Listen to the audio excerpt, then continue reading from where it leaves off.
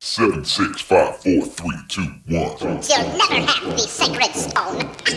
Oh, this you crazy mother. He has a lot of problems. Struggle to be top 5 in points at the end of the season. Wow.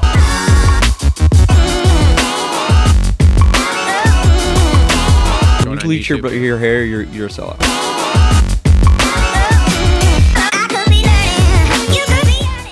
Yo, what is up, everyone? Welcome back to the Moto Aftermath Show. This is episode number 317, Bud's Creek wrap-up show here, wrapping up the 2025 Pro Motocross Series here. I'm your host, Travis. I want to welcome you all into the TLR Coatings studios here, and this is the Moto Aftermath Show presented by Rev X Products.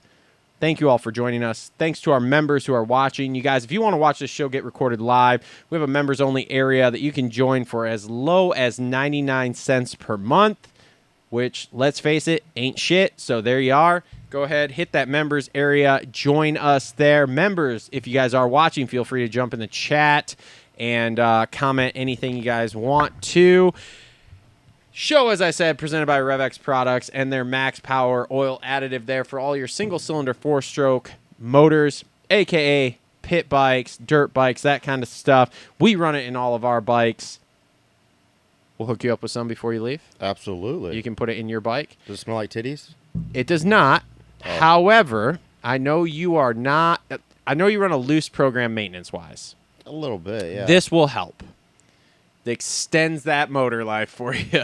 I need it. I'll tell you what. I had to JB weld my fork lug yesterday, and it was kind of sketchy a little bit. But This is like a halftime story here. we can talk about it. Oh, we're going to in the half. Well, when we get to halftime, we'll talk about that. Talk about this money moto that went great for you today too.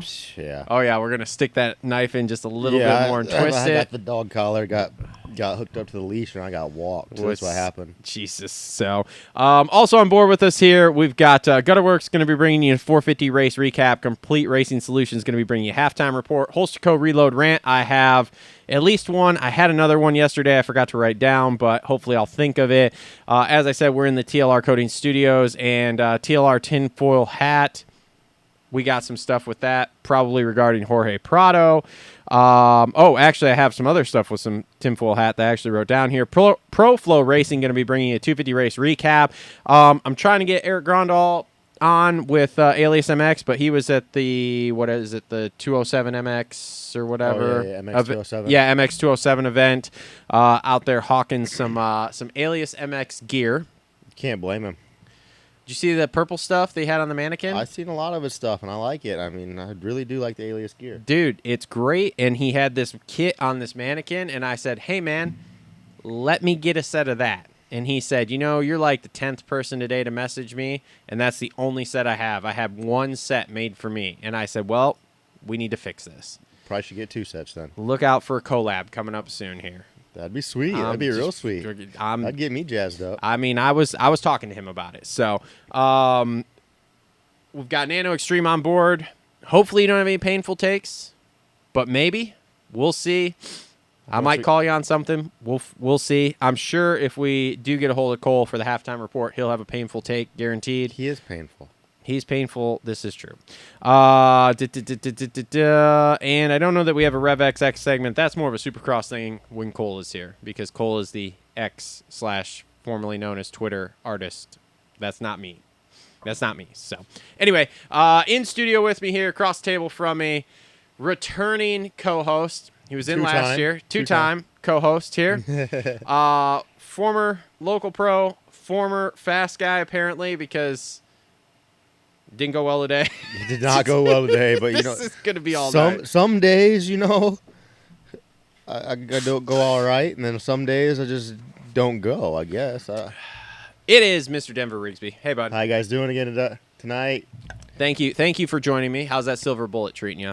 It's first one of many, and it's like the mountains are real blue. I mean, I better get the mountains gray here soon. So, all right. So, welcome in, everybody. Thanks for joining us here. Like I said, we're going to wrap up Bud's Creek. You know what I did not pull up here was results, which we're going to need so we can talk about this. I guess we'll start off here What do you think of Bud's Creek as a track? So I've got to go there once and race the National. I think it was 2019. And the camera does not do those hills justice. They look steep. They are big. Like, and that uphill triple is everything a dirt bike has. I mean, I don't care if you're on a 250 or a 450. Like, it's obviously their 250s aren't our 250s, but dude, it is a badass track. Like, I feel like it does get a little bit one lined, but It's really one lined. But it's pretty sweet. Like, the hills, the off cambers, the way they have like the walk around the one side. Kind of sucks you can't go down to the bottom and watch like on the far side of it. But Yeah. other than that, it's a sweet place. Looks like an awesome track to ride. It's absolute shit for racing. It's not to me. It's not really a great racetrack, like you said, but No. it's a good track to ride. I mean, it was fun. Yeah, I've ranted about this, and it's funny because I started maybe 2 years ago, maybe it was last year, maybe it's 2 years ago, ranting about how terrible of a racetrack it is. Because it is one line, you don't see a lot of passing, it's terrible. However, MX Sports leases it from them, so MX Sports pulls a whole bunch of money, so I don't think it'll go away. It won't go away, but there's things they could probably do to change that a little bit. But I mean, they just doze insides and outsides, and that's where everybody goes. Yeah, there's a couple of things people were talking about this weekend of, hey, if they just did this or that, it would make it race better. Will they? Who knows? I'm Probably interested. not. I want to go there once for the National because I heard, what was it?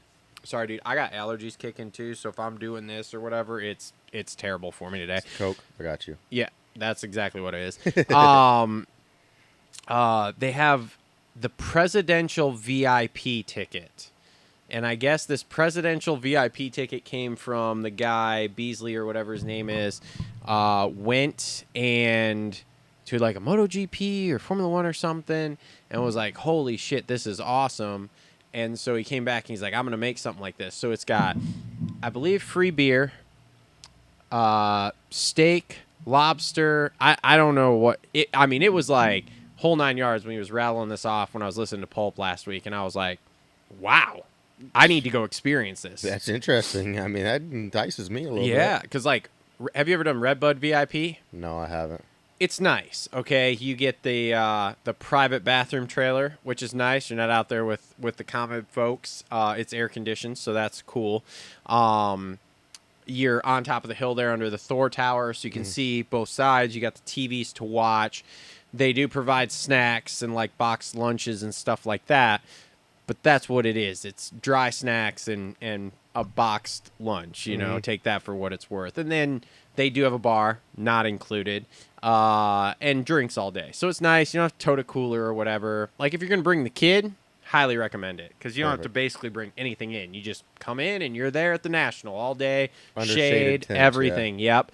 But, like, this seems like a step further, which, again, I highly, highly believe at all these races, SMX, Supercross, Motocross, this is a thing, and this, like, people will pay for this. I would pay for this. Me being myself, having access to what I have access to would still be like, you know what? I mean, I looked at the VIP area at Redbud this year. Now, I didn't do it because, again, me, chick, kid, $1,000+ weekend to go to the race and, you know, whatever. To watch, yeah. Yeah, but at the same time, I look at it, and then, like, I hear about that presidential thing, and I'm like, cool, well, I may have to go experience this and see what it's like. And, again, I think there is a secondary level of VIP experiences beyond that one that Redbud does there that it's like, dude, you could do this, and it would be a thing. I don't know how to eat steak or lobster watching a race, though. Oh, it's pretty simple. Cut, chew. Cut, chew. Simple. Yeah, Sip beer. I'll sip beer. I'll sip a lot of beer. You hear me? I'm just saying. I think there is that much like at Supercross. I think they could do a VIP,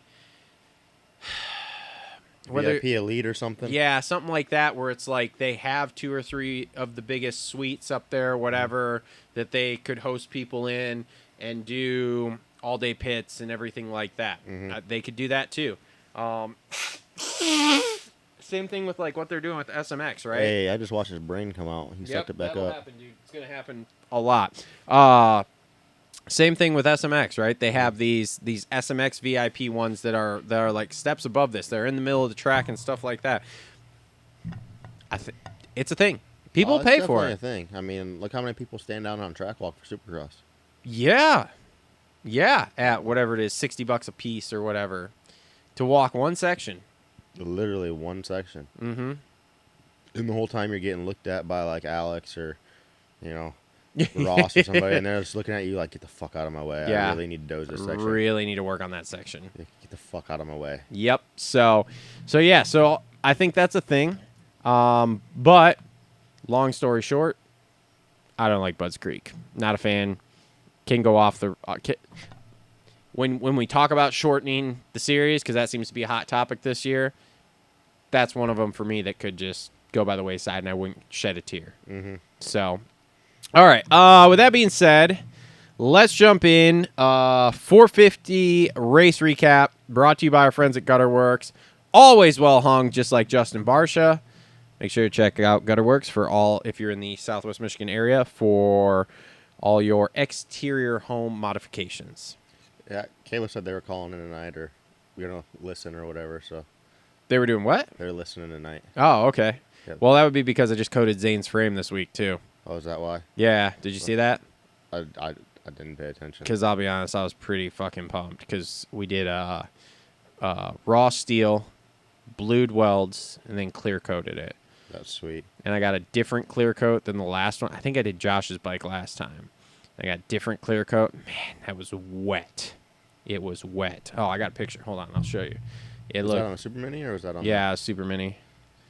Practice was so muddy. I mean, today that they couldn't see what dirt bike was what dirt bike. Yeah. Oh yeah, I like that. All sex. I like that. Just wet and slippery, you know. How hot do you got to get those welds turning blue? I don't know, man. I just get a torch and just till it starts changing colors, man. It took a while to do the other night. I worked a lot this week. I'm tired. I feel it. But yeah, I mean, I worked all week and then yesterday, and then I was here today after I got done with church and mowing the lawn this morning. I'm real tired. Be back tomorrow. That's the game, isn't it? Yeah. What are you doing now? Man, so I was running equipment for the last 7 years, and then I ended up switching over, and I went to a place called Asbury. We were changing grinder pumps and like lift stations and stuff. Around the lake, there can't be like septic tanks. Oh, okay. And leach fields because everything leaks into the lake. Yep. So they put in all these grinder systems and stuff, and I thought, it might be a nice change of pace. I put my 2 weeks in Friday. I'm going back to running heavy equipment. Hold on. You thought that changing out shit pumps. No, I it's not that I thought that. It was like me and my boss kind of got into a little tussle, I guess, and it was like, man, we're going to go our separate ways and see. An avid disagreement, we'll call it. Yeah, and then it was, I got a real nice phone call with a real nice offer, and was like, yeah, I'm coming back. I'll put that 2 weeks in tomorrow. So I did. I wrote a note, left it on the boss's desk, and went and did my job for the day. And he's like, so you're putting 2 weeks in? I was like, sure am. I cannot change shit pumps anymore. Dude, I can't. I mean, this one day, this kid, he had a chain. Like, we pulled this pump up out of the ground. I mean, they're cut pretty heavy. Yeah. We pulled it way up with a boom truck and set it on the ground. Well, the chain had slack in it. He let go of the slack and smacked me in the side of the face. And I was like, no fucking way. Like, wait. The shit pump or the chain? The chain that Okay. was in the shit pump water.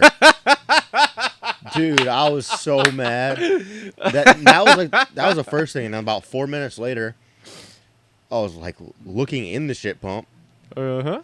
And he turned it on the breaker and fucking sprayed me with the shit. And, dude, I was so mad. That's awesome. I couldn't handle it anymore. I was like, dude, this is the straw that broke the camel's back right here. You ain't going to catch me in that shit again. That's fucking awesome. Yeah, I got asked yesterday by one of my coworkers. He's like, hey, man, do you want to come help me? I need some help. And I was like, no. I put my 2 weeks in. Sorry, I'm doing the bare minimum, then I'm out. Yeah, I'm out. Like, I'll continue to do my job, but I'm not doing extra. I kind of screwed myself the other weekend. They had me on call. And I went all day, dude. I didn't get a call. And I was like, sweet. So I got into the Coors Lights, maybe a little bit of Crown Apple. So I was a little tuned up. Call me at like 7:45. I'm like, no, this ain't happening. So my wife's cousin's boyfriend, I'm like, look, dude, you gotta drive. Like, you gotta get me there. Like, I'll do the work, but you gotta get me there. I think it's just a float tree. Sure enough, it was. Got the job done. Took me a little extra long. When I was there, this is kind of funny.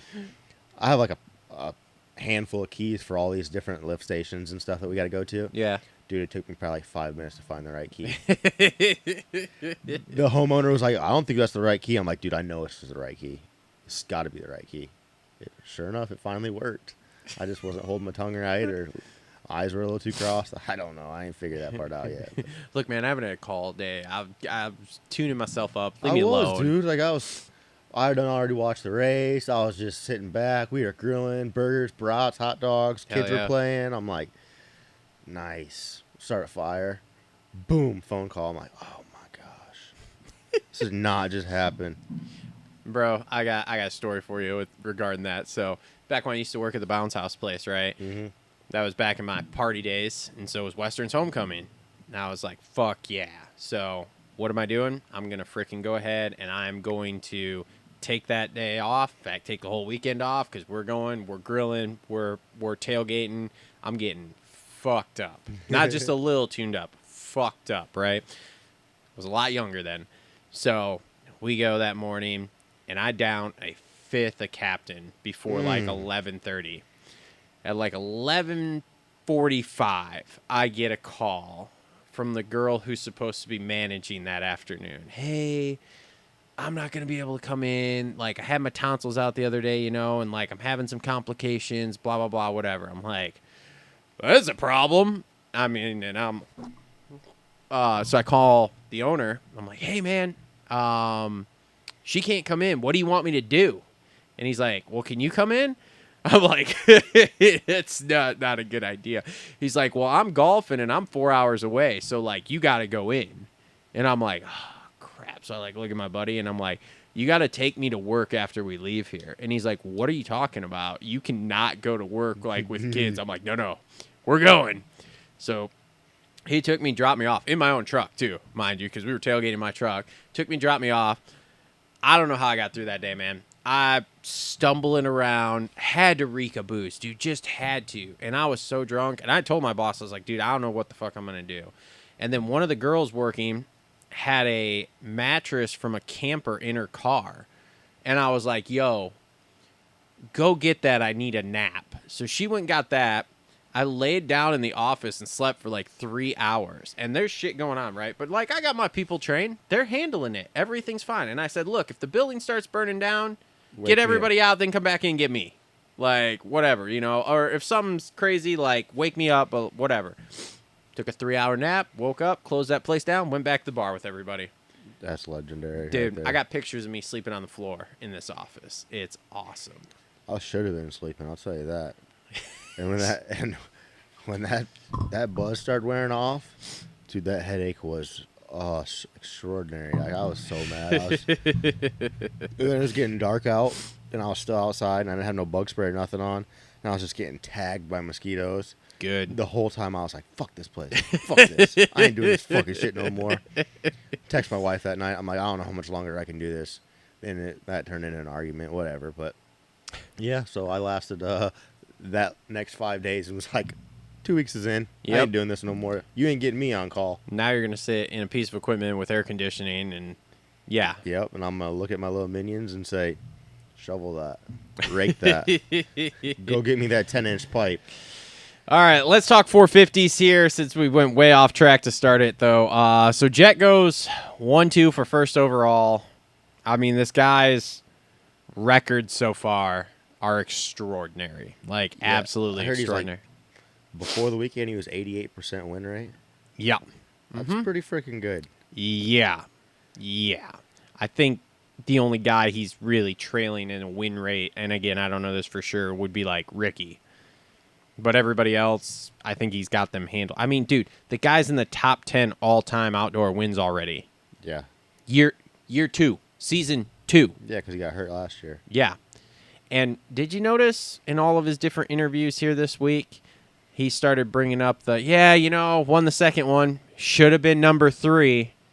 Like, yeah. He's claiming he's winning last year, which, I mean, how do you argue it? Homeboy had one shoulder and half a hand and was still winning overalls. Mm-hmm. So, like, how do you even argue with that, you know? Dude's an animal. I mean, it's amazing to watch him. Like, he's so fluid and so smooth, and he looks light on the bike. Yeah. Yeah. Do you ever watch him and Hunter's vlogs? I do sometimes, but man, they're sometimes a little too lengthy for me. Like, I enjoy him. In my opinion, there's too much riding in him. I like the not riding parts of it. We see the riding. I watch the riding every week on the race, whatever. When I watch the vlog, okay, throw some riding in there, but I don't need that much. But I know Tommy likes to do the riding because he likes to do the music and all that kind of stuff, and like that's cool. But the behind-the-scenes stuff is what's real fun to me. Watching them screw around with each other, dick around. I mean, dude, between motos, they're watching like golf and shit. They're not even paying attention to the moto stuff. They give a fuck less. And I'm just like, this is awesome. Mm-hmm. I mean, I have watched most of them, but I don't got like, I'm on my phone or got kids running around. Yeah. So I'm trying to like, smack my wife around or something in between. Smack my wife. Jesus God. Here we go. Here come the comments. But yeah, so I mean, I got other obligations like when I'm trying to watch them. Yeah, man, you just got to put the kids to bed. Dude, I try, but then I'm tired, and I can only do 6 hours a day of Coco Melon, like. This is why I tell my kid, I'm like, sorry, your bedtime's always going to be between 8 and 9. Well, my friends get to stay up later. I don't give a fuck what your friends do. Fuck them and their parents, okay? Here's what you're going to get.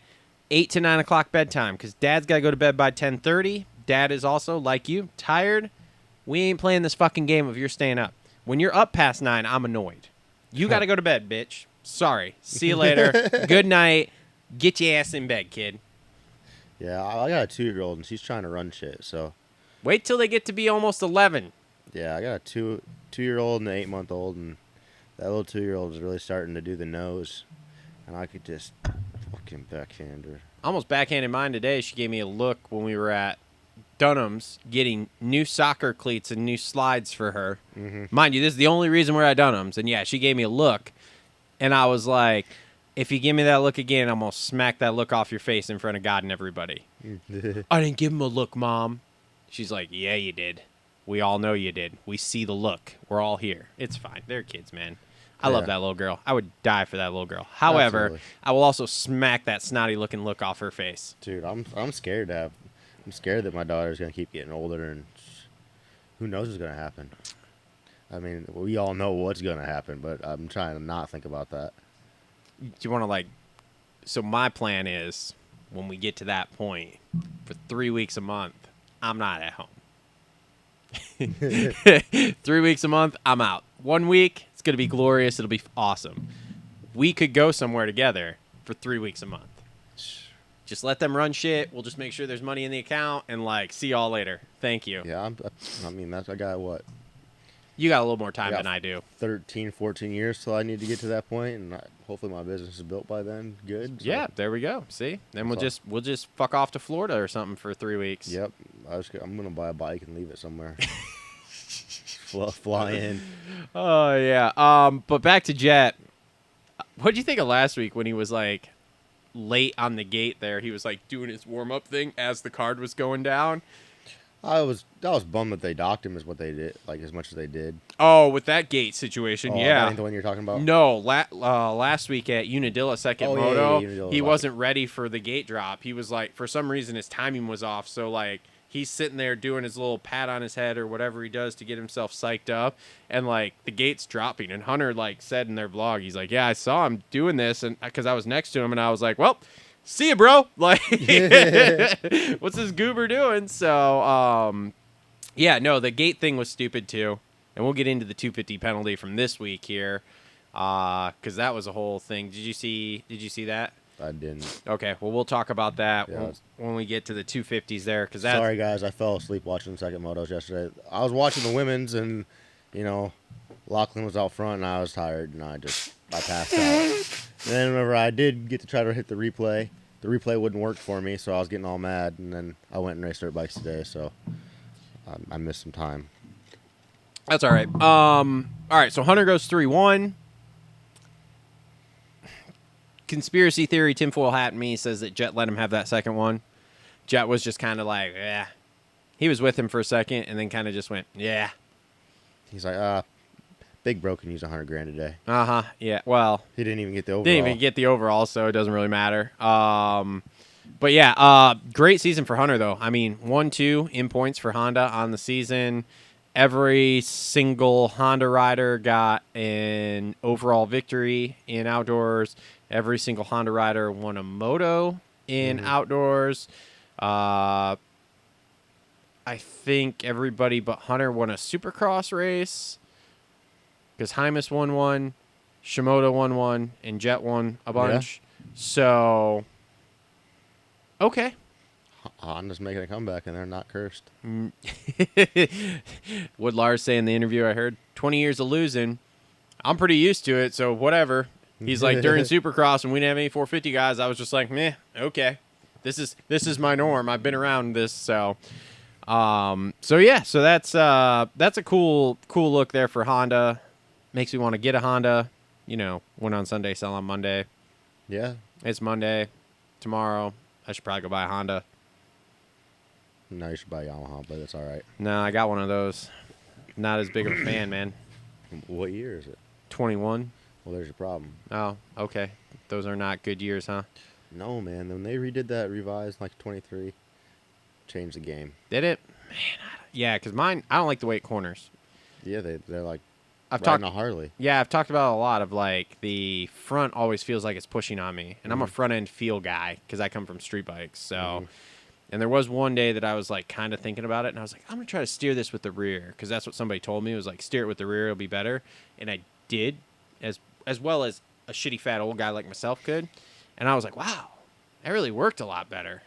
But I can't do that all the time. No, it's at least a lot of energy. So, Justin Cooper goes 2-4 for third overall. That's what I'm kind of stoked about. Number one seed for SMX points, dude. Man, I really like Justin Cooper. I hung out with him quite a bit at like Ironman a couple years. Well, regional year. We had a regional there. Oh, okay. It was Jordan Willis and I and Oh, Justin. boy. We were all on the golf cart, just out cruising around. And he's a good dude. He's quiet. He's reserved, but he means business when he's out there. Was this before he bought his private jet or afterwards? Does he own the private jet or does she own the private jet? I don't know. I don't know, but it's kind of weird how, Hayden and Hudson or Huxon or whatever his name is, they're in her TikToks more than he is. I don't know, man. There's a lot of weird stuff going on over there with that. Is that a new Chad Nelly thing going on? A little swinger action? Oh, man. I don't know. I'm not going to comment on that one, man. Just start whittling the sticks together, get the fire started?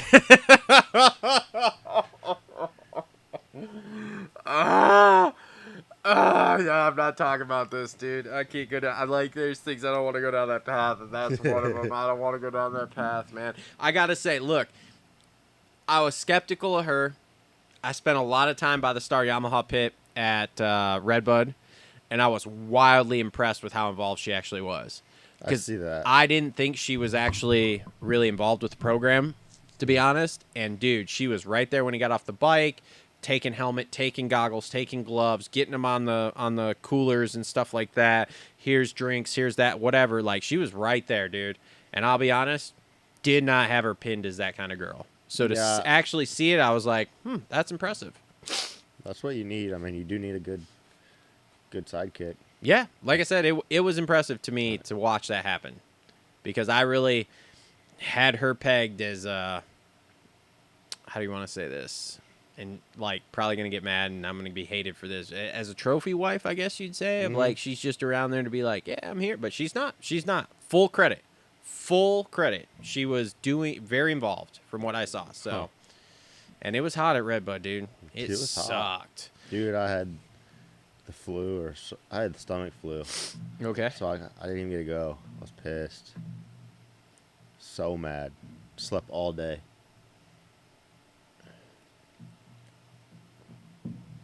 All right. Wait, so you went to Redbud with the stomach flu? No. Oh, okay. I was like, bro, you're brave, dude. I woke up and was like, I can't do it. I mean, Tim got me passes and everything, and I felt so bad. Because I obviously didn't use the passes that Tim gave me. Shout out, Tim. Thank you, man. I really appreciate that. That was like Tim Ritchie? Yeah. Like the Tim Ritchie? The Tim Ritchie. Why didn't we call him tonight? I mean, like, are you guys like homies or what? Tim and I are pretty good buddies. He's a good dude. He's a great dude. Why didn't we call him tonight? I don't know. Could have asked him why I don't have a VIP tent there that serves me steak and lobster. Well, he's probably going to tell you to fuck off and ask Amy. Well, that could be a thing, but at least I could ask the question. Tim's a really good dude. Oh, yeah. He's I don't have much to say other than he's just a good dude. Like I enjoy being around him. He's comical. He does fucking great stuff, and he's turned something that was just a little track into what it is. Oh yeah, they've done a lot there. I do have questions for him. We should set this up in the off season. We can set this up. I can talk to him. Like, you can come in and do the show again. We'll do an off season show and call him, and because I have questions about lots of things. There's lots of infrastructure stuff there that I'm like, I don't understand why we don't have this. For example, real bathrooms. Because of the plumbing aspect. NASCAR facilities have real bathrooms. NASCAR facilities also have asphalt. I don't understand why we can't have real bathrooms. Even if we only have a couple sets up top. Let's say not in the infield. Let's just say up top. Why can't we have that? Track's been around a long time. They make money there. I'm not gonna come in and guns a-blazing and say that they make a shitload of money. It costs a shitload to run a track. I understand. But they make money. It's obvious. We can see the infrastructure that they do put in, and I think it's great. However, I mean, there could be real bathrooms where you can just fucking take shit in the porta potty and be a man. yeah, the problem is the shit in the porta potty then gets stacked up during the day, especially when it's busy. All gets real stacked up. That's the problem. You're going to have all these Tom, Dick, and Harrys going into these normal bathrooms. Then you're going to have the Harriettas that throw their fucking tampons and shit in there, and it gets clogged up instantly. I mean, you have to have a 10-inch pipe just to fucking swallow that stuff. Good. Let's do it. Let's do it. Buy once, cry once, baby. Like I said, let's set this up. I don't want, I'm not going to go too hard. I just want to ask questions, dude. I'll talk to him. I have questions, yeah. Local show, local track, boom. It's like a match made in heaven. High priorities. Just tell him we had Stanton on at one point. We're legit. Tim would be about it. Tim's a cool dude. This is a legit show. It is. Number 49. 49? Is that what we were? Something like that. We're in the top 50 motocross podcasts in the nation. There's only 51, right? I don't know, I'm man. fucking with you. I don't This is know. when this gets hit. I don't remember. I have this thing. I'll look at it after this because we were shocked to see that. All right, RJ goes 4-3 for 4th overall. What a fucking summer for this guy. Yeah, dude, he really came alive on that 450. Should have got on it earlier. Yeah, but I mean, when you're getting paid the money, you might as well stay with the money. Yeah. He's probably not getting paid as much. I mean, I'm sure Mookie's making a lot of money. I assume he's still under his 250 deal right now, but he has a 450 deal for next year. So, which that's something I'll be interested to see is the gas Husky. What the hell happens there with all that? Because he keeps saying like, yeah, I'm staying with the team, but there's kind of like always this underlying hint of like he's not really saying what the team is, and nobody seems to know because one of them's going away. Somehow this is all merging into one. Mm-hmm. So, Barsha, 8.5 for 5th. I'm a little surprised on that. Mailing her in, bro. Yeah, he's just waiting to get on the Ducati. Just riding the Ducati all week, every week. I don't know if he's doing that, but if you got insight. Maybe. I mean, he might be trying to test it out, get her on Supercross. I heard you talking some smack on last week. Like, you said it sucks. Me? Yeah, didn't you say you heard the Ducati is not too good on Supercross? I have heard that. So what I heard was that Tomac rode Supercross on it and said no. Not a chance. Yeah. Which is why he's going to KTM. So I have doubts. Man, is that just a career sabotage? Him going to KTM? Yeah. There's two ways this is going to... It's real interesting. We'll get into all this in halftime when we go to the tinfoil hat and we start talking about... There's a lot of moving parts here for off-season still, but we will do that. We will talk about that at halftime. the TLR Tinfoil Hat. That's kind of like our silly season section at this point. Stu goes 7-6 for 6th. He had a good day. Very Stu-esque. Made the whole season, too. Good for him. And we're moving on. The 450s were boring yesterday, man. They weren't that fun. I was trying to do this on the reaction show, and I'm just like, there isn't much to talk about. Dylan Ferrandis goes 6-7 for 7th, which I still think is really good. He is actually riding well, even though he is also going to Ducati. So, like, it's great to see him actually putting in work and, like, coming back. This is only second race, third race. Did he go back at Ironman? I don't think he raced Ironman because he doesn't like Ironman. But Dilla last week and this week, these are good rides for him, in my opinion. Tomac goes 5-8 for 8th. He was just buried off the start that second moto. He literally lost his balance right outside the gate, got pinched, and that was it. It's a horrible start. Horrible start. Budds Creek's a horrible track for racing. For racing. Not a horrible track, for racing. Valentin Guillo, 12-10 for 9th. Qualified top 20 for SMX. Looking for a deal for next year. Wants to ride 250 SX, 450 indoor or 450 outdoors. He'd be a satellite team guy. I think so. Interested to see what he's got here come SMX. MX6, you calling him? Huh? MX6 calling him? Ooh, I don't know. What is this MX6 thing? I don't even know what the hell that is. I don't know much about it. It just kind of popped up. I mean, I just see Henry's on it now, and Henry Miller. Yes. And then now Marshall. Yep. Welton went there. Yep. So I heard it's out of New York. It's a team out of New York is what I've gathered, but I don't know much about it. I don't know either, man. Real weird. Real weird how it just like all of a sudden popped up. Oh boy, here we go. It's time for our Jorge Prado segment. I went to DSP today. Don't support Prado. What the hell is DSP? It's actually Dutch Sports Park, but it's don't support Prado. Okay.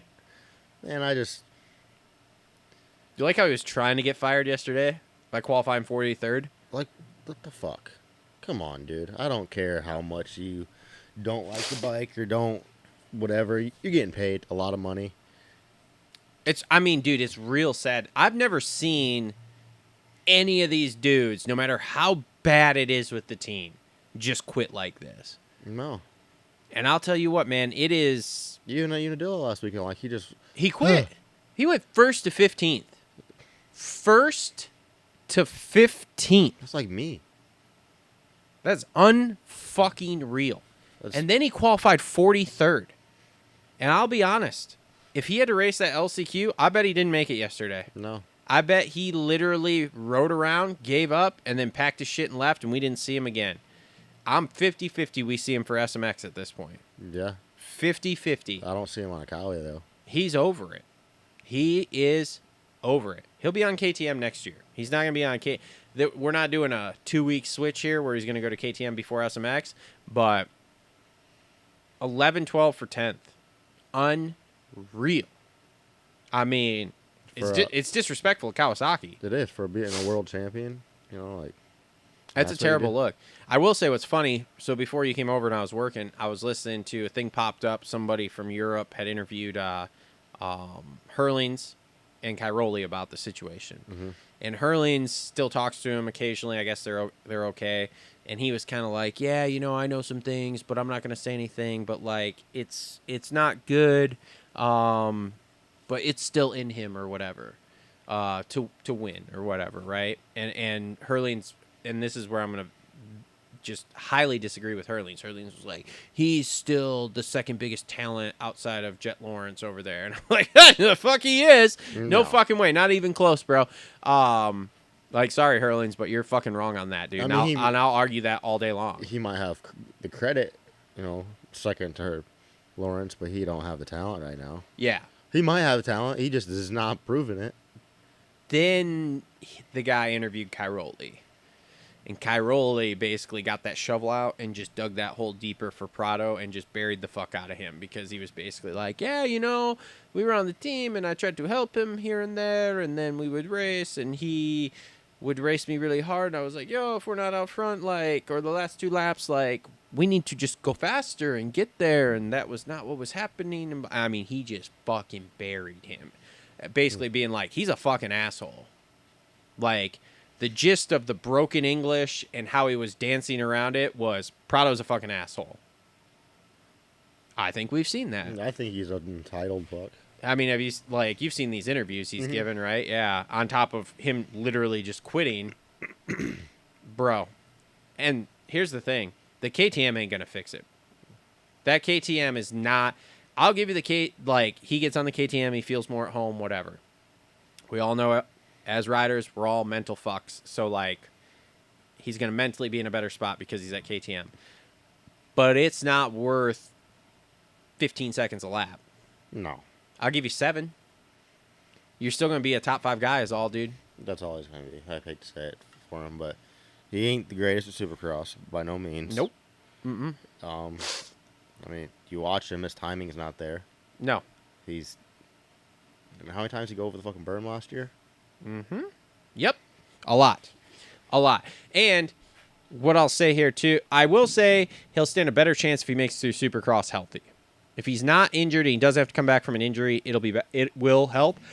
Will there actually be an injury, though? Or will it just be a quitting injury? I don't know. That is the other thing that has been brought up. A lot of things I've listened to where they're like, look, when you quit once, then it becomes easier and easier. We all know this.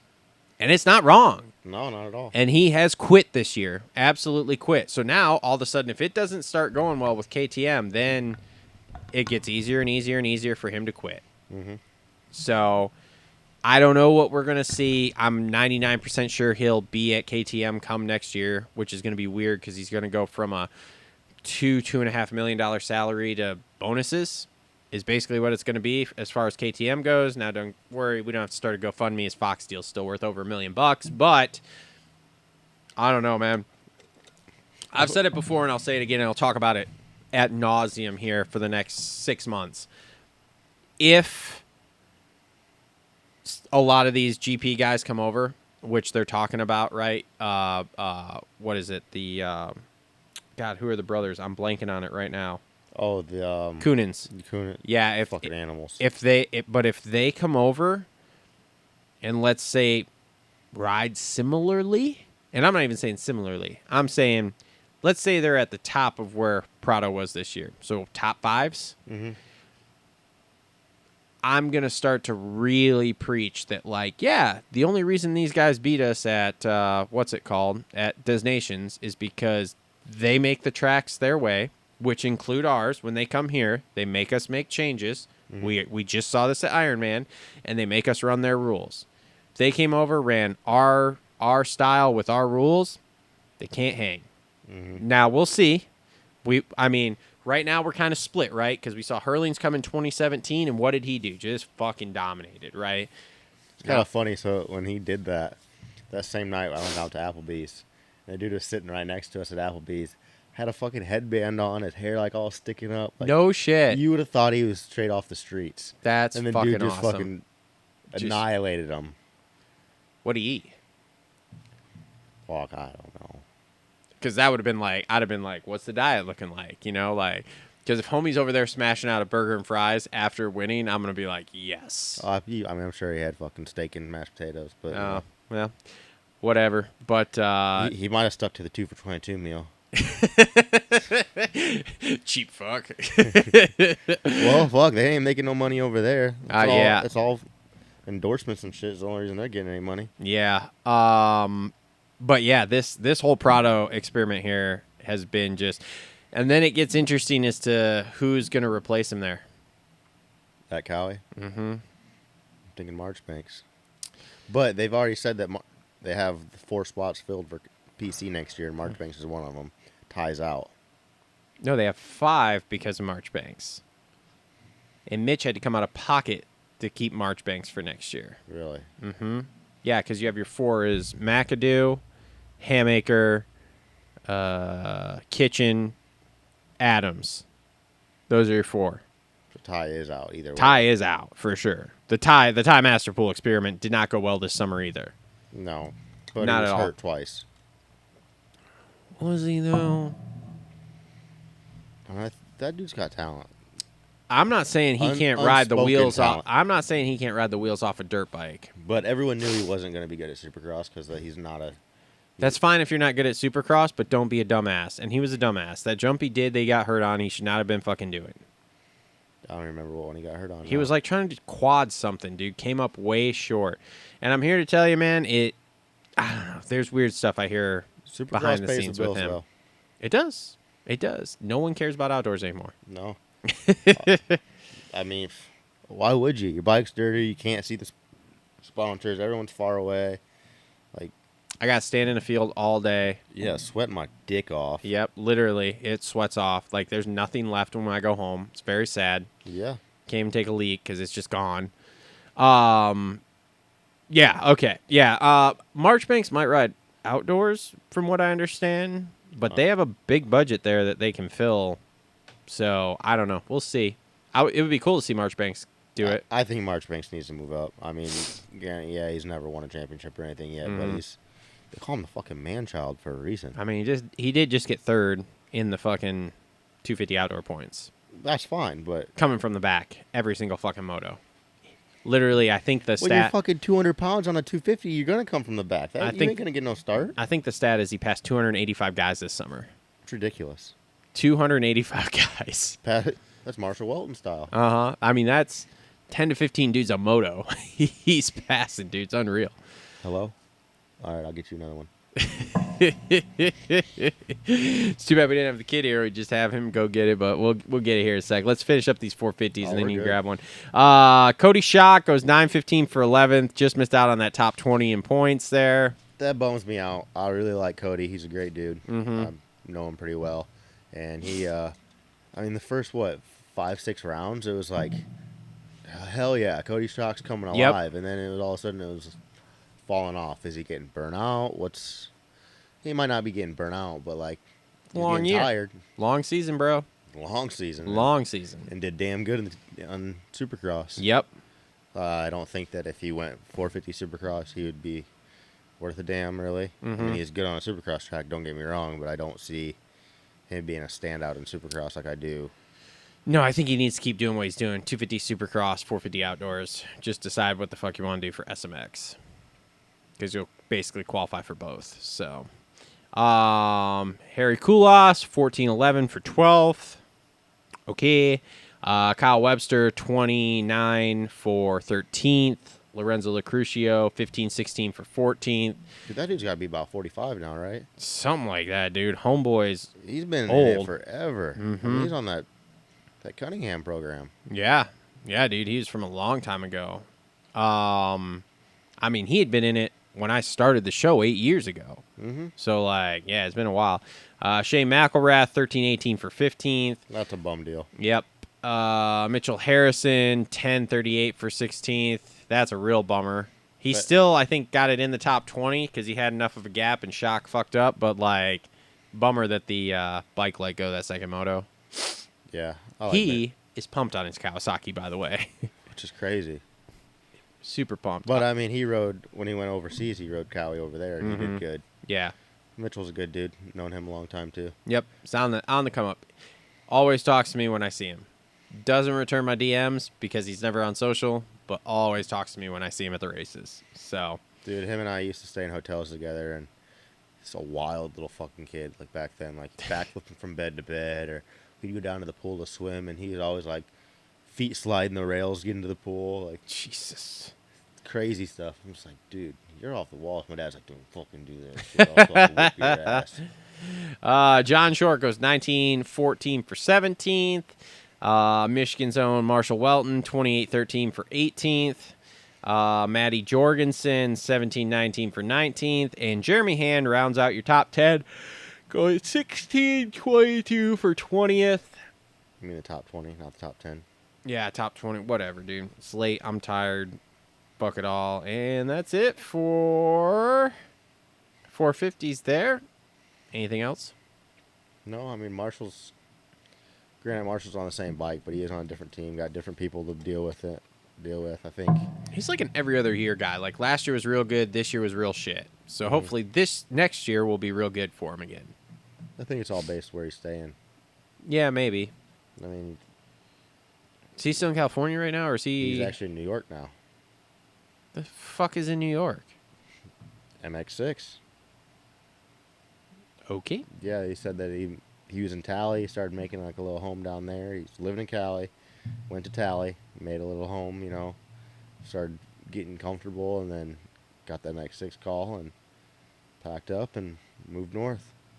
How do you have a team based out of New York that you got to have all the guys there? How the fuck do you ride Supercross in New York?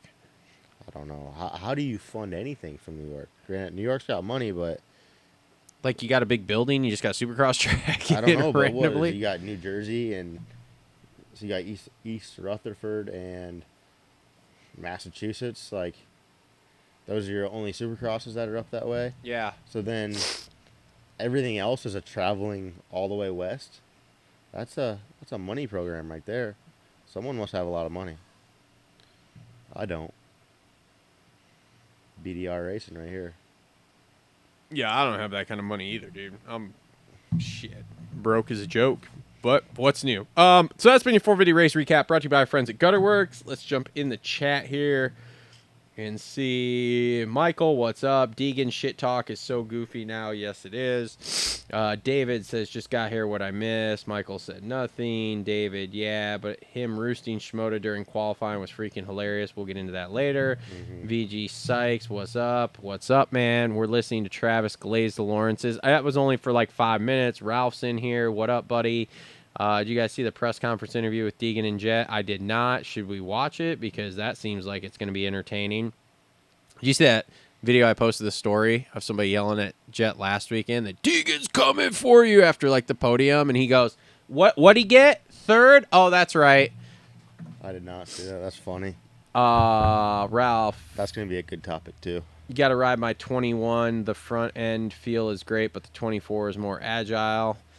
Maybe one day, Ralph. Yes, it was hilarious. Awkwardly funny to watch those two sit next to each other. Did you hear Joe Schmoda on the press conference say Degan called him a mofo for cutting him off at the start? I did hear that. Sounds about right. God, do you ever watch? Are you a Degan TikToker or Snapchatter or whatever? I have him on there, but I mean, he does some dumb shit. Dude. Yeah, but I can't. So I don't Snapchat. Okay. And he's got me blocked on everything. But there's this Facebook account that pops up all the time, suggested to me that all this guy does is repost his stuff. It's like Randy Lawrence, something like that. I don't know, something Lawrence. And dude, I just cringe hard every time, dude. Dude, he says some goofy stuff, but I mean, he does goofy shit. If I was a 18, 19-year-old millionaire, can't say I wouldn't be a bag of dicks either. I can't say that either. I mean, I'm 36, and I'd still probably be a bag of dicks if I had $1 million right now. He's got a lot more than $1 million. I'm a bag of dicks, and I don't even have $1 million. I mean, I don't know what to do about this. I don't. Fuck, dude. Oh God, it's terrible. All right, let's jump into our Complete Racing Solutions halftime report. If you want to go grab a thing while I'm doing this read, feel free. You can bring them over and put them in the freezer too, as long as we don't forget them. It'll keep them real cold for you. Complete Racing Solutions halftime report here, and this month we are going to highlight our Complete Racing Solutions member area. Same protocols that have produced multiple Loretta Lynn's championships, 419 amateur titles, and 4 AMA Pro #1 plates. Make sure to check that out. Coach Rob and his team over there are more than willing to help you out with any of your health and fitness needs there. If you want to be better on the motorcycle or just want to be like me and not be a complete fat piece of shit, make sure to check out Coach Rob and Complete Racing Solutions there. There's going to be a link in the description down below. He's got like 30-minute workouts, so if you're busy like myself and you don't have a lot of time, those are your ticket here. All right, halftime report. I guess we could try to call Cole here. Dude, how many times have you been to Disney World? There's about 40 stickers on that. Yeah, so those are pass holder magnets. I thought it was asshole magnets. No, so like if you have a yearly pass, you get one of those. But they're not; those aren't all mine. Because like me, the kid, and the chick have had them for 4 or so years. So what's a pass holder? You can like go anytime you want. Yeah. Mm-hmm. Yep. Jeez, big money over here.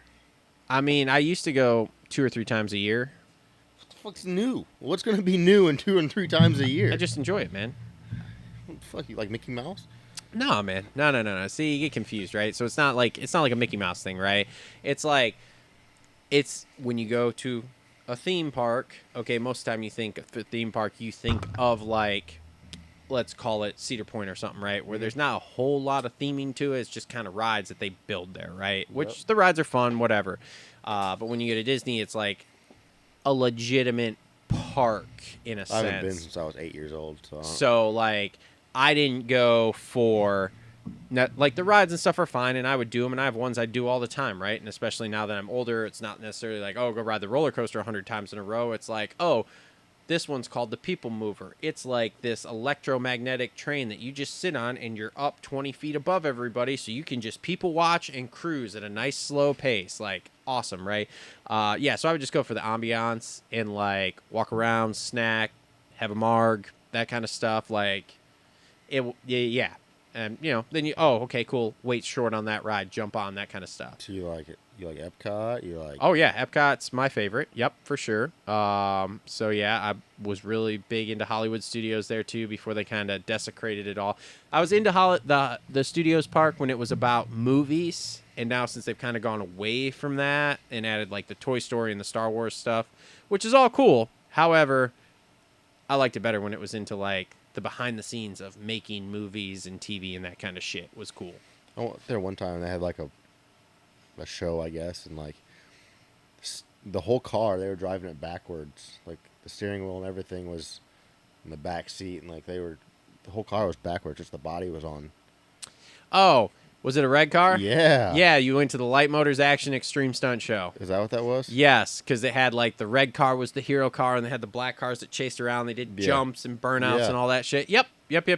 They tore that down. They built Star Wars Land.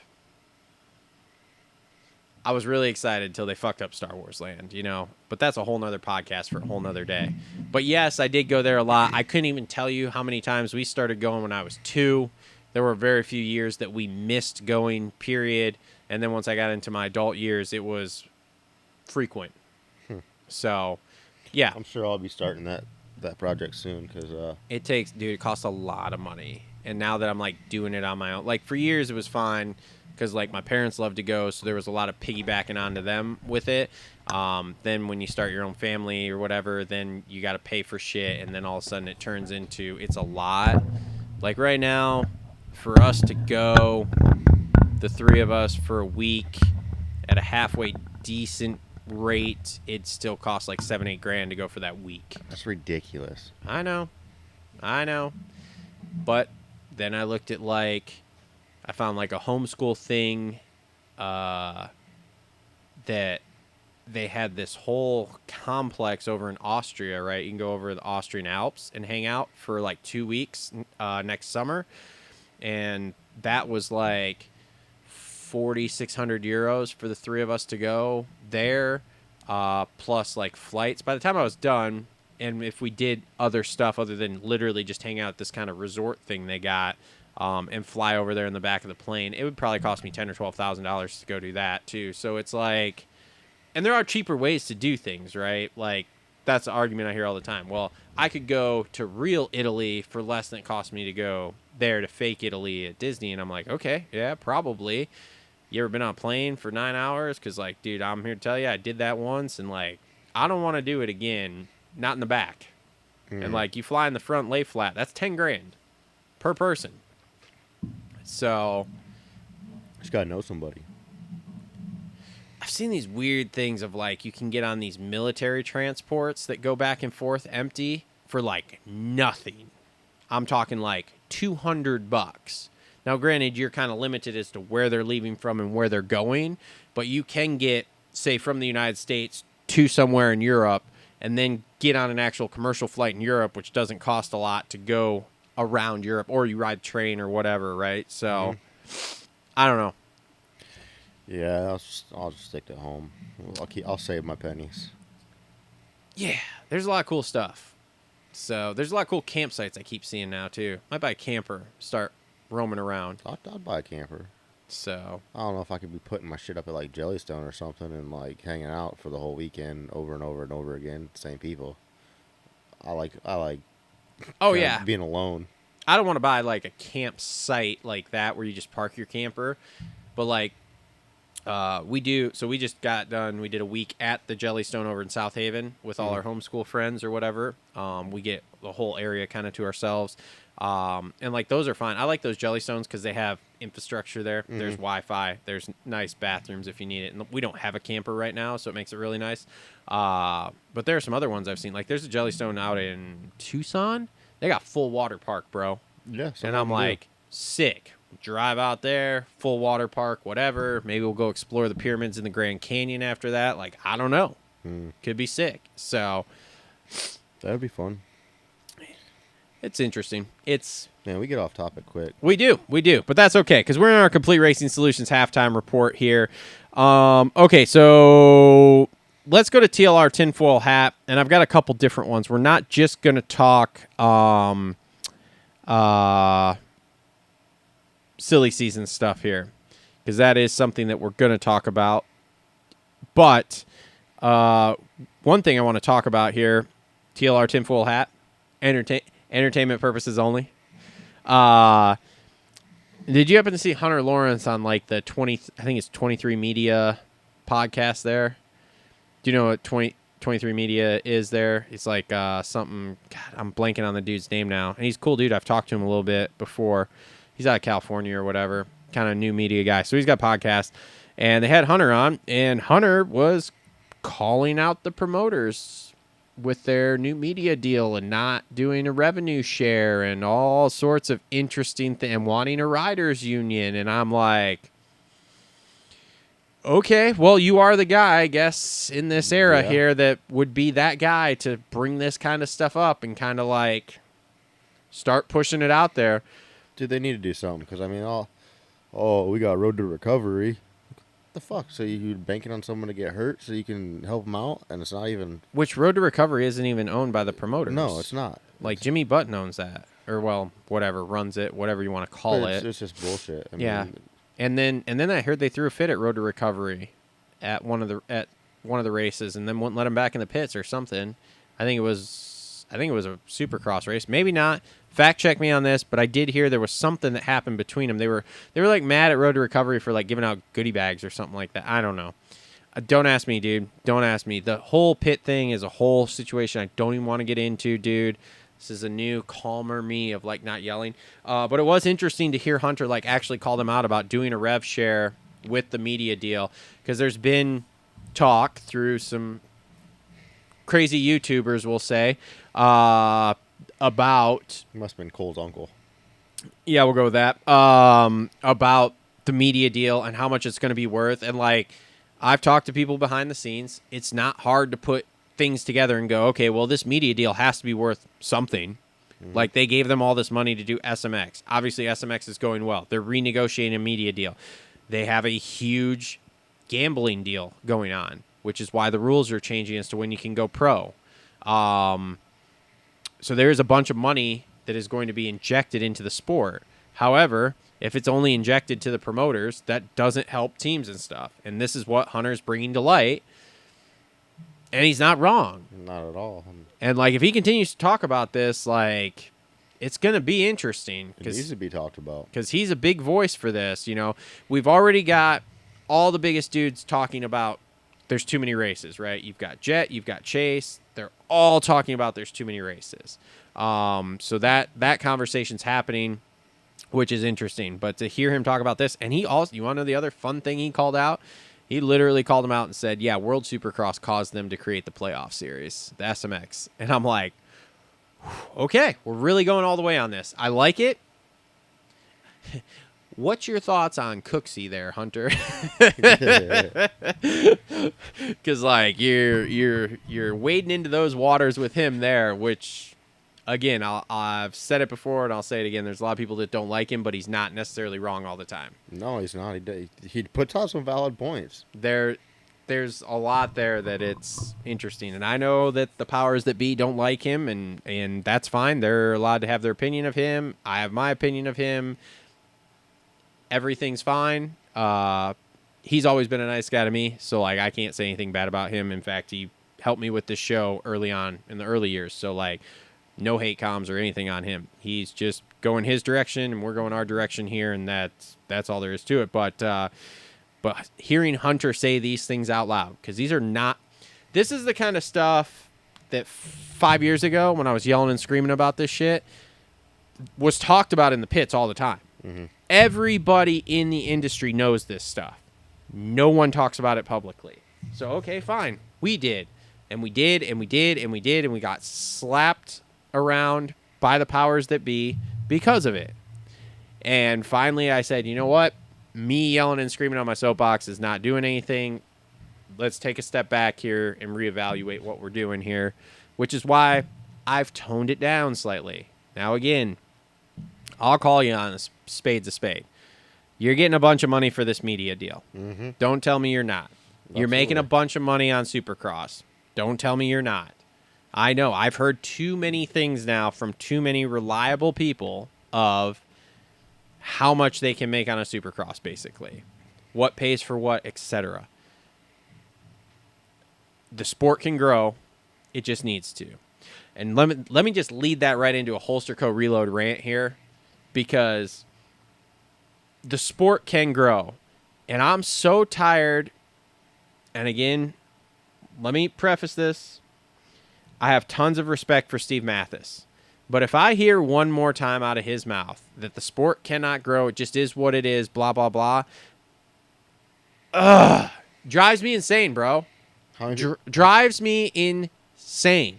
How many people didn't know shit about F1 and then all of a sudden, Road to... Drive to Survive. Yep. Drive to Survive. Now everyone knows about F1. Everyone gives a shit about it. Put some fucking money back into this shit. Instead of being a fucking bag of dicks and a cock and just pocketing and greasing your own shit, and I mean, all these fucking promoters are flying private. They're not flying. And again, let's pump the brakes here. The promoters are doing things, okay? We're making changes. Things are improving. I'm not going to sit here and say they're not, okay? What are they changing, though? Making them race more? They're not. Okay. That's a whole nother discussion in and of itself. And that I do agree with Steve Mathis on, of like, when you bring this up to the promoters, they say, well, if we don't have a race, then all you're going to have is Red Bull Straight Rhythm, Paris Supercross, which the guys are going to go do. And, like, I'm with Steve on this. I don't have a good comeback to that. Like, if the guys weren't racing at all, okay, fine. But the thing is yes, and it's different, but we're kind of splitting hairs here, right? You still got to stay in shape, but it's not the same shape as doing a 31-round series. It's different, but the same, and it's one of those, like, there's not a great argument to it, right? Well, what was wrong with Straight Rhythm? Straight Rhythm was sweet. There's nothing wrong with Straight Rhythm. However, this is what the promoters are saying. If we take away 2 more races, give them another 2 weeks off, there's going to be a race that comes in that fills it, a la Straight Rhythm. These guys are going to go race Straight Rhythm because there's money somewhere there. Like, somebody's going to give them some money to go do it, right? Mm-hmm. So, okay, so fine. They're going to race anyway. We might as well make the money off it racing. Fair enough, but they're not putting the money back into it. The riders are making the money to go do the Straight Rhythm, to do the Paris Supercross. Yeah. So if we're blocking them from making more money, now we're holding back our own sport. Yep. And the thing is that I'm not against any of these promoters making money. And they can make a shitload of money. However, let's just spread a little bit of it out. Okay? Like, you guys can make millions and millions and millions of dollars a year. Totally fine with that. I don't have any issues with that. Spread some cheese on the broke cracker. Dude, if Davey's making $1 million salary a year, I don't have a problem with that. Good for him. That's great. It's definitely over $1 million a year. But, like, let's just spread a little bit of this out. And dude, you could keep it simple. Don't make the guys pay an entry fee. That's dumb. Like, let's just eliminate that. That would be a step in the right direction, in my opinion. If we just eliminated entry fees, right? There was a sign-up, top 20 in points from the year before guaranteed a spot. Everybody with a permanent number guaranteed a spot. And then, whatever, however you want to do it, right? Like, a certain number would guaranteed to get into every race. No sign-up fees. You don't have to pay the $375, $275, whatever it is to race. Make a race in the beginning. Yeah. That, all right, these guys are racing to get into that show. Yeah. I mean, yeah, there's lots that could be done to it. There's a lot of money that's going to be injected here. Like the gambling deal is going to be big. That is going to be big. No matter what anybody says, the gambling deal is going to be a significant amount of money. Significant amount of money, but it is fucking stupid. I'm sorry. I mean, it's dumb, but You're dude, gonna gamble on dirt bikes? bro, People gamble on football. I get it. That shit can be. they gamble on everything. It can be rigged, but They gamble on everything, brother. I mean, It's wild on shit. dirt bikes, I just don't even get it. It is wild shit. Blows my mind. And like, so here's the thing too: is WSX is going to cause more changes here. I listened to that CEO guy, the new CEO guy, was on Gypsy Tales in the last month or so. They are going to do a Drive to Survive series. They are. They have the second. So, do you know the backstory of the guys that own the WSX now? So they're The World Supercross? World Supercross. Okay. They're two billionaire guys that own one or two of the biggest football clubs in Europe. And I can't remember what they are. Ignorant. Sue me. Whatever. However, they have a Netflix series about that team or both the teams they own. I think it's just one. Maybe they just own one. They have a Netflix series. It's the second biggest series on Netflix. Is what the guy said since they've taken over. So I think he said season 3 or 4 or whatever. And again, that guy hates media people like us that aren't real media. So that's an interesting dichotomy here of like I'm praising him, but like he's openly talking about like he doesn't like guys like me. But whatever, it's fine. The internet's free, so here we are. We're just gonna do it. But he openly talked about they are gonna do the series because the Netflix thing was brought to the promoters here, and I think they were told, allegedly entertainment purposes only, the story goes that I've heard, is that they were pitched that it was going to cost $5 million to do, and they said no. So, okay, fine. You said no. Guess what? World Supercross is going to say yes. Those guys understand the value of that. They're going to do it, which means everybody that's involved with that is going to make money, and that is a super interesting thing, too, because they have betting also. But they are going to have... Every rider is going to have an affiliate link. So if you put that affiliate link in and bet, they get a percentage of that bet or whatever, which is going to be a super interesting way for those guys to make money. Yeah, it is. Like, I can't... Like, can you imagine someone like Ken Roxon with, like, 2 million followers putting that link out on social? Everyone's going to click it. I mean, if you get... 1% of people, what is that, like 2,000 people? And 2,000 people make a $100 bet that week or whatever, even a $50 bet, and you get 10% of that. I mean, I don't even know. What's the math on that? Maybe that's not that much. Let's see. So 2,000 people, they make a $50 bet. Yeah, so 2,000 people make a $50 bet. That's 100 G's. If you get 10% of that bet, which who knows what it'll be, so you're going to make an extra 10 G's just off that link you sent out. Mm-hmm. Wild. Then you can get paid by the link to send it out. Mm-hmm. Yep. Yeah. So it's going to be interesting to see here. I'll be very interested to see where that goes. That guy seemed very realistic, but then there was one question asked in that interview of him was like, when do you think you'll be profitable? Homeboy didn't miss a beat, and he was the type of guy that was... He could be a dude talking, essentially, you know? But when asked that question, the very serious British businessman came out in him, and he went, next year. And I went, oh, okay. So we took over last year, got through the series, wanted to put another series out this year that was just, hey, we're going to announce more rounds than we had last year, and again, kind of get through it and get everything really dialed in, and then next year we're going to really do it. Okay. All right. Well, look, I got real high on it when WSX came in, and now I'm not going to hold my breath, but I'm just going to wait and see. Mm-hmm. I'll be patiently waiting in the wings here to praise them. I hope the series is sick. I hope the racing's good. We'll see. Should be interesting. So, All right, Holster Co. Reload rant.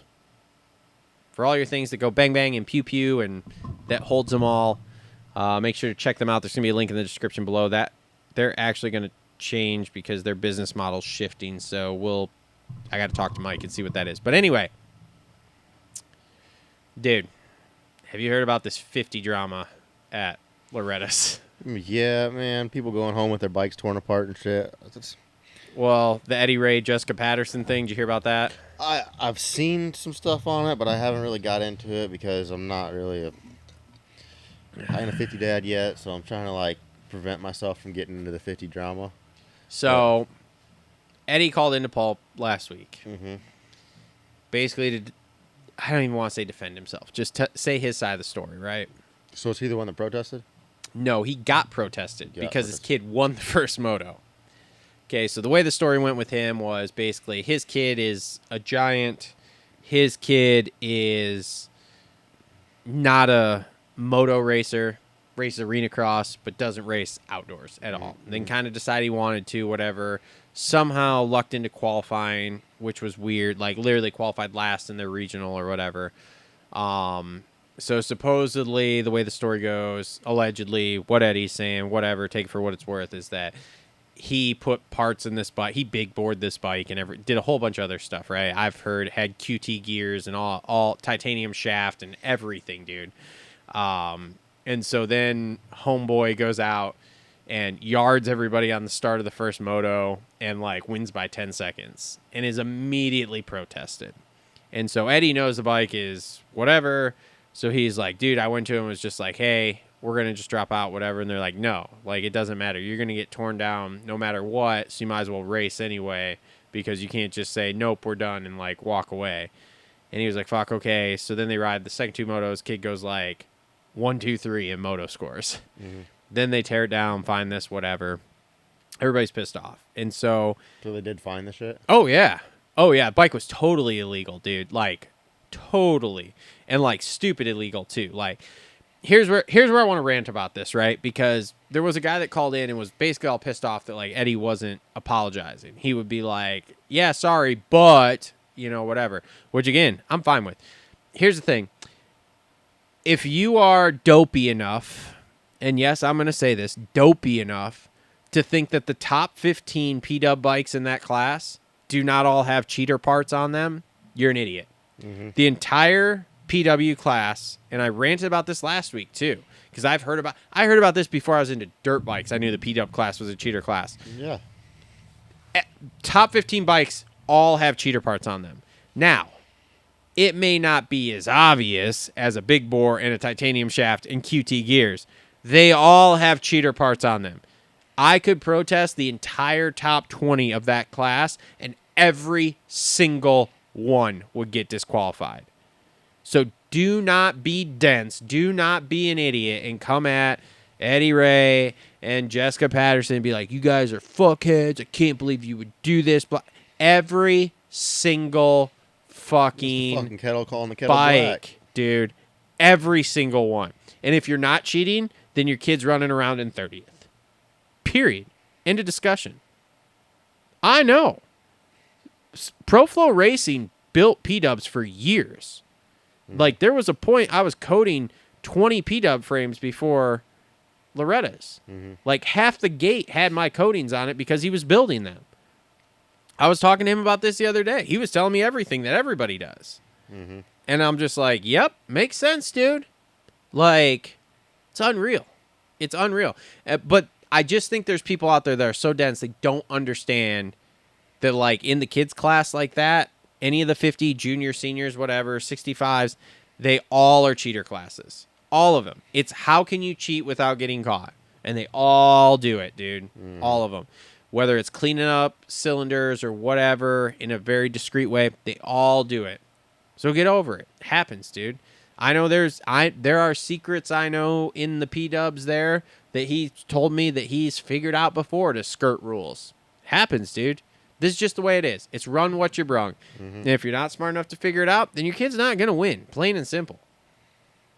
It's sad to say, but it's true. I mean, but just don't be a dumbass and be calling into online radio shows bitching about the P-Dub class. It's the stupidest thing. And I will say, too, because this guy was going off about people winning the P-Dub class, and that's the only title they got, and blah, blah, blah. No one gives a shit. No one gives a shit. And in fact, I remember that shit. And if somebody came to me and they were like, well, yeah, I won a Lorettas title, and I said, okay, cool, what'd you win? And they told me the P-Dub class, I'd laugh at them. Coming from a guy who cannot ride at any sort of level, a.k.a. myself, I'm fat, slow, and old, literally, in the most literal sense of the words. If you tell me you won the P-Dub class and that's your claim to fame at Lorettas, you're an idiot. You are an idiot. Like, congratulations, you won a Lorettas title when you were 5 fucking years old. Your dad figured out how to get you a cheater bike that was better than everybody else's. Absolutely, man. That's just dumbest shit I've ever seen. That's definitely a rant. Dumbest shit I've ever seen. Okay. Back to TLR Tinfoil Hat here. We'll talk silly season stuff. What was it? I should have wrote it down. What was it we were going to talk about there? Man, you said it. Nice. You're not helping me out with this. I'm not helping you at all right now.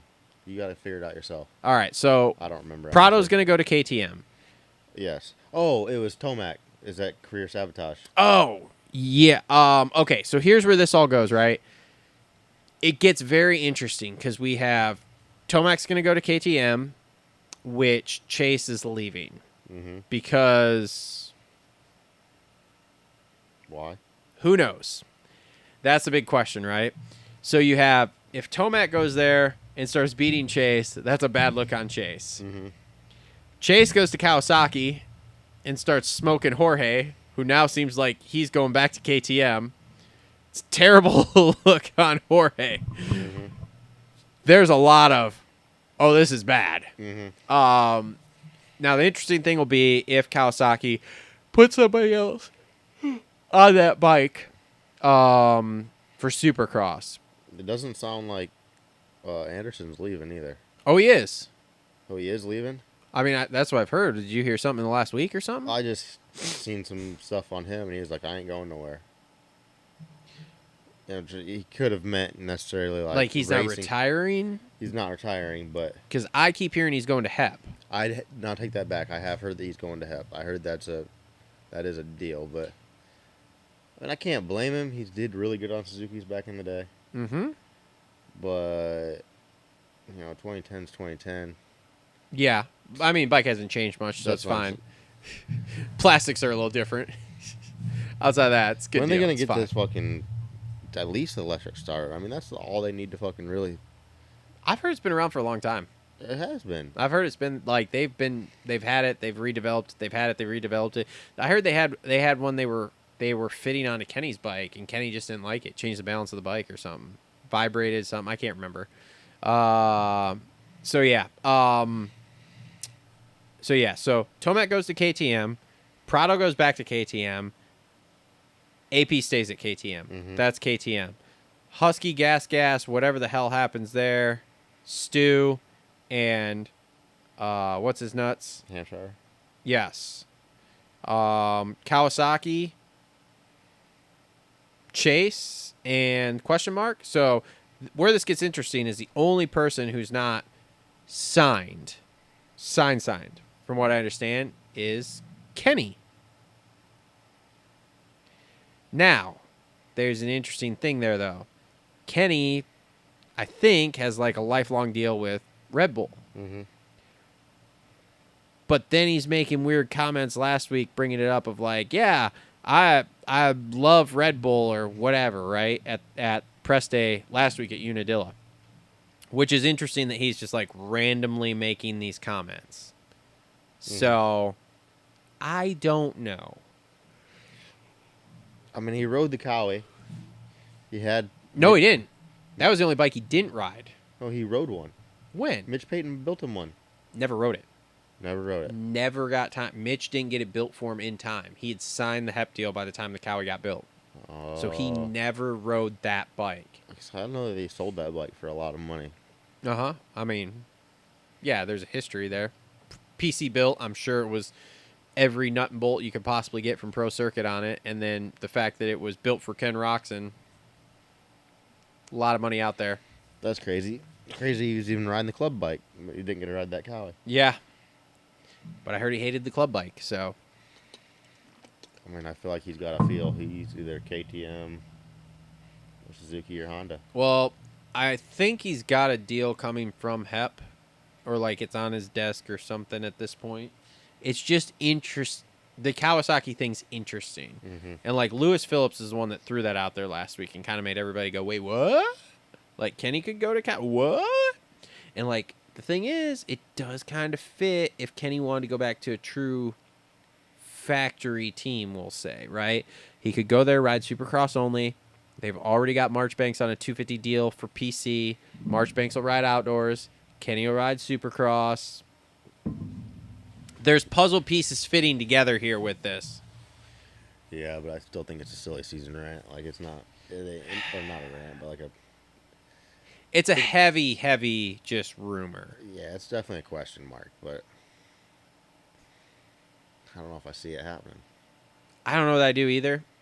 And I think the biggest problem is Red Bull. I do know there was a really heavy thing that he was going to go to Ducati. And everybody was like, he's not going to go. He's not going to ride Troy Lee gear, blah, blah, blah. And I heard that they were carving out a caveat that he was going to be able to ride Fox. So he was going to be able to keep his Fox deal, keep his Red Bull deal, and ride Ducati. But now, Ducati's a Monster Energy team, right? I don't know if the U.S. one is. The Euro one is, but I don't know about the U.S. My dad actually was telling me that, like, he heard something about Monster pays, like, $1 million or $2 million to wrap the tracks, all the tough blocks. I don't know if they have to pay for the tough blocks because of sponsoring the series, so I'm not exactly sure how that works. I believe that they pay for, like... They might pay for that also. I'm not sure. I know... So they just signed a 5-year deal to be the title sponsor for the SMX playoffs, too, which is super interesting because I've heard that Red Bull is pissed they do not sponsor a series here. Mm-hmm. So I cannot believe that Monster ponied up more money than Red Bull would for the playoffs, but... They must not have sold enough white wintertime ones. I don't know, man. I don't know. It is interesting because, like I said, I have heard through the grapevine that Red Bull is pissed that they don't have a series here. But Red Bull does have a lot of others. Like, don't they have other action sports series? Like BMX or skateboarding or something like that? I don't know. Or do they just have a lot of athletes? I don't know. I'm not that well versed in it, to be honest with you. Because Monster started as a motocross gig. Like, Action sports, yeah.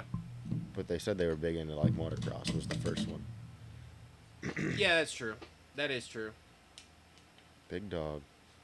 Just straight from it. Well, I would. What's the waste? No. Well, past my drinking window. But I gotta finish this Coca-Cola. So anyway, let's see here. All right, let's talk about your day. Man, do we need to fucking get... Yeah, we do. Yeah, we do. All right, well, woke up this morning, drove my happy ass 2 hours to Dutch. Got there. It was fucking mud. I'm like, no. This is why I don't go to Dutch anymore. They gave me third practice sticker. I fucking walked my ass back up there, got fifth. Okay. So I got a fifth practice sticker. Went out there. It was just sloppier than fuck. And I'm just like, dude, this is how today is going to go. Just go back. You know, I even pulled off a lap early out of practice. I'm like, fuck this. It's pissing me off. I know this track. I'm good. I know the track. I'm good. Go out for the first 25 plus moto. And big boy wide bike Willie gets the fucking start. I don't know how his fat ass got the fucking start. And it just fucking chapped my nuts. Well, then he holds me up for fucking the first lap. Like, we all know Dutch is one-lined. Yep. So I'm like trying to hit all these alternate lines. And he's fucking bouncing into him and just roosting me. And Degan style. Degan style. And then fucking Libretto gets by me. Fucking Gutter Works. Zane or Josh? Josh. So Captain Gutter Works gets by me, and I'm just like, motherfucker. And then, this is what just really, really makes me mad. Austin Wagner Ain't rode all fucking year. It's his track. Yes, he has. He just rides when everybody else isn't riding. It's fine. No, he really doesn't know how to ride. I mean, he's just a full-time stay-at-home mommy daddy. Somebody's got to do it. Then he passed me, and I'm just like pissed. At this So then you point. pulled a Prado and just gave up? I did not. I don't give up. So I was just pissed at this point. I'm like, motherfucker. So I'm go back, change fucking tear-offs, clean my bike up a little bit. We're Moto 13 for 25 plus and Moto 16 for the money moto. So I'm sitting up there. I'm fucking stoked. I'm like, hell yeah, I'm about to fucking make some work happen here. You get like a 5th or 6th place start. Go into the corner before the classic and just chase Sexton myself. Tuck the front. I'm fucking on the ground, like trying to dodge, fucking getting hit by people. Get up. I'm like, well, all I can do is see if I can get into the money, you know, charge my way forward. So I go from like 21st to 10th. Fucking, I caught 9th and 8th. So, and like was on their back tire. Mm-hmm. We did 20 plus 1. So we did like 11 laps today at Dutch in the money moto. Hands went numb and they went unnumb. So I was like, dude, fuck, we could have had fucking 2 more laps. Like I could have fucking made some shit happen. So yeah, I fucking got dog walked in that one. I was pissed. Then I had to wait 13 fucking motos to get back to 25 plus. God, this is what I hate about riding local races, dude. Yeah. So then I get the whole shot and fucking libretto again. Just grabbed me right by my dog collar, ripped my fucking dog tags off, threw the leash on, and walked me. And I was just like, you got to be shitting me right now. Now, I'll give it to Josh. Dude's been riding a lot, racing a lot. Yep. I've been changing a lot of shitty diapers. Not riding a lot. Not riding a lot. All I get to ride is on Thursdays. I train kids. Okay. I got 2 kids like full-time that I train on Thursdays. This little private track, and I have a good time doing it. So last couple weeks, I'm like, you know what? I'm fucking riding with these kids. Mm-hmm. But it's not like I'm not pushing really. I'm just riding with. Damn. Oh shit, what's going? I'm hit. Testing some guns. But It's fine. So yeah, I haven't really been riding much at all, and no mountain biking. Fucking full beer belly. Just been fucking off, you know. Changing shit pumps. Changing shit pumps and just getting dog walked at races at Dutch. Dog walked at a fucking local race by a dude that I've beat fucking more times than I can count. This is real fucking degrading. It's about as degrading as changing shit pumps. It's fucking stressful, man. I gotta go home. Spent $90 to get in the bitch. Gotta go home with 85 and explain to my wife that I fucking suck today. Explain to my wife how I thought I was gonna. What was it if you won Money Moto? Oh, probably like, I don't know what Chris got. $1,700. Dude, but the worst part is the first Money Moto I did there this year. So I've only raced twice. Both of them were those Money Motos. Yeah. First one, get the whole shot on Peterson. I pull like a 7-second lead on him. Lap by 5, I'm like, dude, that white flag's got to be coming out soon, right? Fuck, we did 11 laps. Yeah. I went from fucking 1st to 5th. I was real tired. I almost pulled a Prado. But, yeah, dude, I just ain't got, I don't know if I ain't got the stamina in me no more. Today, I went the same speed the whole time, and I was catching everybody, but. Yeah. Did you say your hands go numb too? Dude, fully numb. My left one does all the time. Dude, my right one goes numb. Like 10 minutes in. Dude, I like literally can't feel my fingers, nothing. It just feels like you've been sitting on them for 10 minutes. Yep. It pisses me off. Yeah, it starts at my shoulder. It's actually like most of my arm. It goes numb, and then by the time it gets to the hand, it's really bad. But it's like 10 minutes into motos, and then yeah, it takes because I'll ride for like 20 minutes, and that's a loose term, right? It's not fast, but I'll ride for 20 minutes. But yeah, like 10 minutes in, especially the first one, dude. Yeah, I'll go numb, and then. But you're always doing shit like with your arms above your, like out in front of you, or. Yeah, I guess. Yeah. So you got nerves that go behind your pecs, Mm. and when you're riding, the way you ride, like you pinch those nerves. That makes sense. And yeah, dude, it's just what I've learned over the years, and so I try not to work out these big ass pecs I got here. Oh yeah, no, I'm trying to make them bigger. It's fine. I like to have my boobs bigger than my chicks. It's a good time. shit can happen real easy. Especially with these good boys right here. Oh, shit, the mountains are getting white. Oh, man. Well, that's a fit. So you just got to be like me. You just don't race anymore. Dude, or race more. Well, yeah, but we've had this conversation on the show, and I guess I can have it with you, too. So the justification to go race, right? Like, number one, I have a hard time because, like you said, now I got to sit around for 13 fucking motos that I don't care about and just sit here and be like, fuck, here goes my day, you know? I feel like, all right, I got to race another fucking class. Yep. Because it takes up some time. Which is more money, and then you're like, fuck, don't care about this class. Then you're not racing hard, and then that one you're like, fuck, I fucking should have won this one anyway. Like, whatever. Like, it's a whole thing. Even to go to a practice day, right? Because I have a track at my house. Mm-hmm. I have to justify that spending the time and money to go do that is going to bring me more joy than just hopping on the dirt bike and going out back, which is hard. Yeah. Because, like, even to go somewhere like Ziegler's, which is right down the road here, right? 5 minutes from here. Like, to justify loading everything up and going there and spending money. Pain in the dick. Am I going to get more joy out of doing that than, like, literally just being like, okay, cool, I just got done mowing, I got 25 minutes, I'll jump on the dirt bike and go ride the turn track out here? No. Not at this current moment. I don't know. Well, I completely understand. I built the turn track at my house too. It's tight. And I don't mean like it's tight. It's cool. It's like How much property you got? 5 acres. Oh, okay. Yeah, And it's still a little bit. I built it on like 3.5. Mm-hmm. But I only did it, I don't know, 7 foot wide or so. Like I didn't make it real wide. That way I could get one good rut all the way around it. And I got one good rut around it. But now, like you said, my shit's all grown up. Mm-hmm. Them weeds took over so quick.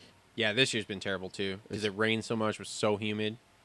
Got some good anime 40/40 though. You know, that weed killer, it kills it all. Including you. It will if I drink it. Yeah. Yeah, but it's just hard to justify going somewhere, and especially and like I said, Ziegler's right down the road. That one's hard to justify. And then when you go any farther, like say you want to go to Martin or Redbud or something, it's like, how do you justify spending all that money to go do that? Dude, and that time. It's even worse for me. I'm down in fucking Bumfuck, I Indiana. know. Oh, I it know. takes me 2 hours to get to any good track. And it's like, man, do I really want to spend 4 hours behind this windshield? You know, and all the grass needs mowed. Yep. I gotta fucking change an air filter. Yep. Man, fuck, dude, my helmet's still kind of dirty. Do I have enough tear-offs? Yep. Like, dude, what happened to the days of us just getting to go ride for $30 and that was it? I don't know, man. I mean, you know. put $15 in the old fucking Ford Ranger, Danger Ranger, and roll throw the out. bike in the back. Fuck, I don't even need tear-offs because lenses are cheap. I'll just wipe. That's it. Yeah, I don't know, man. I don't know. And there used to be so many private tracks to get to go ride and have more fun, and now there's, like you said, there's fucking Martin and Ziegler. Yeah. And if you want to drive up Grand Rapids area, you can go to Mecosta. Like, there's a handful of tracks, but they're not great. Yeah. I mean, they're fun. Martin's the best thing Michigan has. Yeah. I mean, it's the closest thing that's going to be to Redbud, Mm-hmm. dirt-wise.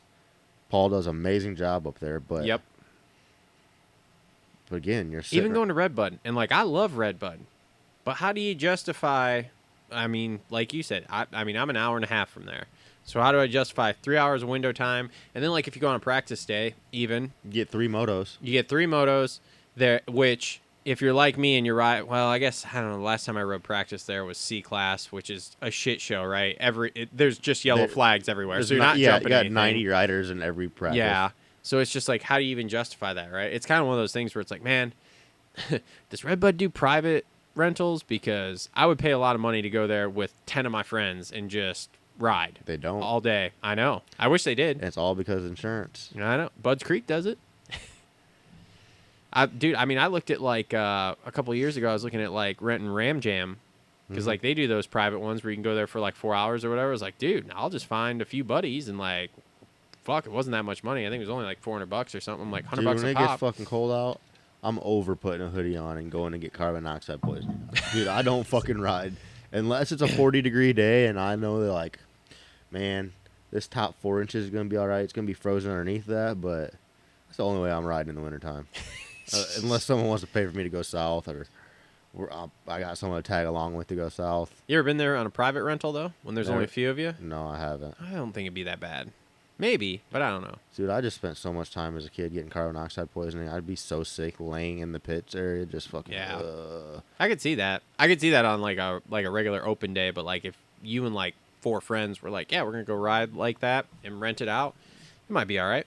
I don't know. I'd want to do it on a weekend. I'd want to like go ride there on Saturday. I guess I'd want to be there the whole weekend, I should say. Yeah. I'd want to go ride there on Saturday and then leave there and hit Ray's, or like wake up Sunday morning, hit Ray's for a couple hours, and drive home. What is Ray's? Ray's MTB park, mountain bike park, Oh. the indoor place. Oh, yeah. Okay. So much fun. I don't know the name. I know what you're talking about. I didn't know the name of it. I really regret, like, as a kid, not spending more time on a bicycle. Like, I rode bicycles a lot, obviously, and I hit, stupid backyard jumps that we'd build with shovels, but I never, like, ever hit peak-to-peak jumps or, like, spent time at, like, skate parks or anything, and I would have learned so much timing. Oh, yeah. I feel like that's why some of the dudes are really good, because they can, Degan, for instance, he's got timing, really good timing, and he's really good on a bicycle. Yep. Well, I mean, we just got to get our buddy Noah to get that Supercross track. Yeah, Noah, I know you're probably watching. What's up? Yeah, get that Supercross track fixed up, bro. If you don't want that Supercross track fixed up, I'll hit that step up at M40 from the inside for you. Jesus. Did you see that picture of him with his face all blown out? I don't think so. He's got, so at M40 or whatever he calls it now, it's a pretty big step up. It's like 110-foot step up probably. Like, oh, wow. Legit step up. Mm-hmm. And he's like, yeah, I went to the inside before, and I thought I could hit it. And he cased it, crashed, split his eye wide open, got like 6 stitches in it. I'm like, dude. Holy shit. He's got a hidden gem that no one really like knows how great it is. Yeah, M40 down there. Dude. See, I'd heard a couple of years ago that they were going to reopen it, but they talked about it, and they talked about doing it as a club. Yeah. And then, you got that tissue down there. You should probably blow your nose. I will relax, dude. It's fine. Dude, I quit taking allergy meds because I learned that they cause Alzheimer's and memory loss. You fucking already got that. I mean, I know. I'm not trying to make it worse. That's why I quit taking them. Eat some Neurogum. No, I gotta get some fucking, what's it called? Bee pollen balls from locally sourced. Oh. And if then you eat those, fixes your allergies. But I haven't got any yet. So anyway. I just want some ashwagandha. You ever microdose mushrooms? Never done mushrooms. Those are good. I did some, not trippy ones, but I did some brain whatever ones, and they worked. I liked them. It made me feel sharp. Like I'm always pretty alert and whatever, but it was like a little bit more sharpness. Kind of like, you remember the old, well, maybe you don't. You're kind of young. The old days, you used to have to kind of like dial in the TV with the TV dials or whatever, right? Yeah, kind of move the bunny ears, whatever. And you get it pretty close. You'd be like, yeah. And then all of a sudden you just like nick it a little bit more and it was like crystal clear. And you were like, fuck sharp. yeah. That's what it was like. It was like going from that like, yeah, this is pretty good to like, boom, there it was. But they were expensive, so I couldn't keep justifying the monthly spend on them. So yeah, that's what happens with all drugs. $60 a month was a lot. So Oh, yeah. all right. Anything else you want to talk about in halftime here? Went trail riding this one time. Oh, Lord have mercy. Okay. And before we even leave, the one dude was like, Dave, you don't got nothing in your bag that you ain't supposed to have, do you? Dave's like, no. Now, granted, Dave's like 57, 58 years old, Yeah. He's an older fella. No, I don't have nothing. We get 3/4 of the way done with this trail ride. He's like, hey, guys, I just want to let you know, I microdosed mushrooms before we went out. And I'm just like, oh, no, take that back. He's like, I took a quarter hit of acid. Jesus. And I'm like, Holy what? Shit gets worse. What did you just say to us? Gets worse. I took a quarter hit of acid. Yeah, he started microdosing mushrooms after that. But, yeah, he's fucking dude's just a wild guy. Unreal. Let's try to call Cole.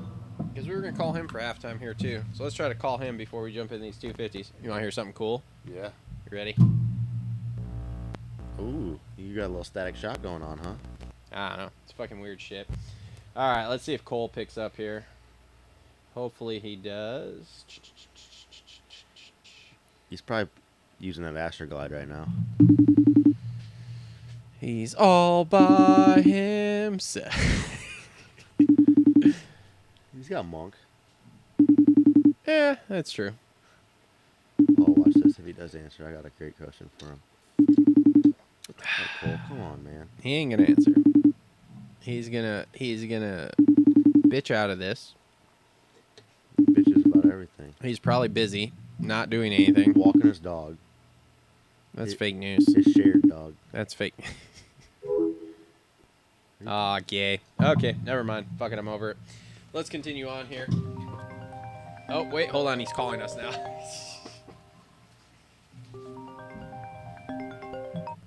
Cole, how much peanut butter have you went through today? How much peanut butter? Yeah, I know Monk's home, so I just wanted to see how much peanut butter you got licked off you. Well, it's funny you say that. We're sitting on the front porch right now, and I got a whole jar. Oh, a whole jar of peanut butter? How much Astroglide? None of that. You tried Ran that? out. You tried that conditioner yet? We already ran out. You ran out of conditioner too? Nope, no conditioner. Jeez. Is this live? Yeah. Is this conversation being... Yeah, we're live, bro. We're live. Oh, wow. We are live. Yeah, so you gotta tell the truth. Yeah, exactly. Don't be lying on live. So, well, Cole, welcome to the show, buddy. Great, Yeah. great to hear your Been a little voice bit. here. You know, you're really saving us this summer. Justin, you know, loose program, not saving us ever, but No. here you are. I try to do what I can to provide for the aftermath army, as we say. Yeah, there we go. If you would have done what you could, you would have drove your 4 minutes over here and been here, but no. I gotta walk my dog. Nah, 4 minutes, he says. 4 minutes. I will give you the Iron Man award, though. You went and got beat by a bunch of schoolboy racers today, and then drove over to Aftermath Show, grind it out, and then you're gonna grind out a 2-hour drive home. Yeah, dude, you gotta do what you gotta do. Well, I guess, have you guys gotten into this yet? Have you guys gotten into Dutch oven? Oh yeah, today? we just covered how fantastic his day was here. Yeah, I told. So was it a pretty loose day? No, it was a really tight day, honestly. I just had to tell Travis about how, you know, I got the dog tag ripped off me and then grabbed by the dog collar and the leash was put on and I got walked. Who'd you get walked by? Fucking 9 other guys. What do you mean? You got 9? I got 10th, dog. I crashed first lap.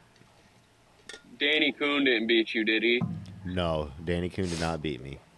You would have never heard the end of it. I would have never heard it, but he did get a hole shot over me in 25 plus. What place did he get?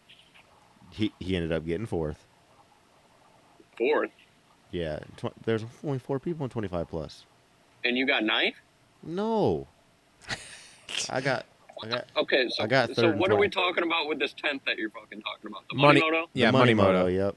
Okay, and now I'm talking about Danny Kuhn and Money Moto. Oh no, I caught him about lap 3 and put him in the dusters. Put him back in his cage. I had to do something. I gave him a piece of celery and told him to get on with it. So, okay, so what's 9th place pay? I got 10th, and I got 60. What's 10th pay? 60 whole bucks out of that $2,000 purse. Nice, dude. How's it feel to grind your ass off, drive 2.5 hours, spend a bunch of money to get $60? Fuck you, Cole. Hey, we're gonna have to call in the morning and have the police go over and do a wellness check to make sure his wife didn't kill him after he was Dude, gone all day to spend $5 to race. Dude, I feel like I choked on a Viagra last night. My neck's stiffer than shit right now. You probably did. I mean, I might have, but I'd go to You got a blue chew. Yeah, exactly. Blue Chew. I So got who won this deal? Black, Give me the lineup. Give me the lineup of the local boys. Black Mirror, and then some, I don't know, he's 63 on a KTM. Had yellow backgrounds, made me feel real bitchy. He B class. Yep. That means B class. Yeah, but he's, I don't know what his name is, damn it. Well, he's perfect. Fits right in. B-class bench racers over here, so then, should add him on the show. Then Schroeder got 3rd. Then Cartwheel DeLong got 4th. Price of Beef or something got 5th. Oh, that guy? That Yeah. dude's schoolboy. He was going all right. I think fucking Libretto got 6th. Schoolboy, dude. AWAG Go to work. 6th place. AWAG got 7th place. Oh, Petrie was up there too. So Petrie was one of those. That's a pretty solid group of dudes. Then, All the names and faces have changed, but that's pretty much the fast local group now. not bad. Then fucking AWAG's got 7th or Oh, so that dude ain't touched a bike in 2 years. months. Fires her up, goes out there and gets 7th. He got 8th. Zane With his beard touching the crossbar pad the whole time. every lap, and a long sleeve on underneath his jersey. 80 degrees outside. It's cold, bro. I mean, honestly, today would have been a perfect day. Like, I was thinking about it, and I was like, you know, if I would have got off my dick and felt motivated to go race, it would have been a great day to go race. Did you go ride today? Oh, he Nope. rode the couch all day. He said he slept half the day. Yeah, I took a nap. The fuck is wrong with you? You didn't come do I'm the down. show with us? I'm down bad, dude. I told you, he's down bad. Astroglide's high. Dude, I would hate to see what like his bedroom looks with a black light on right now.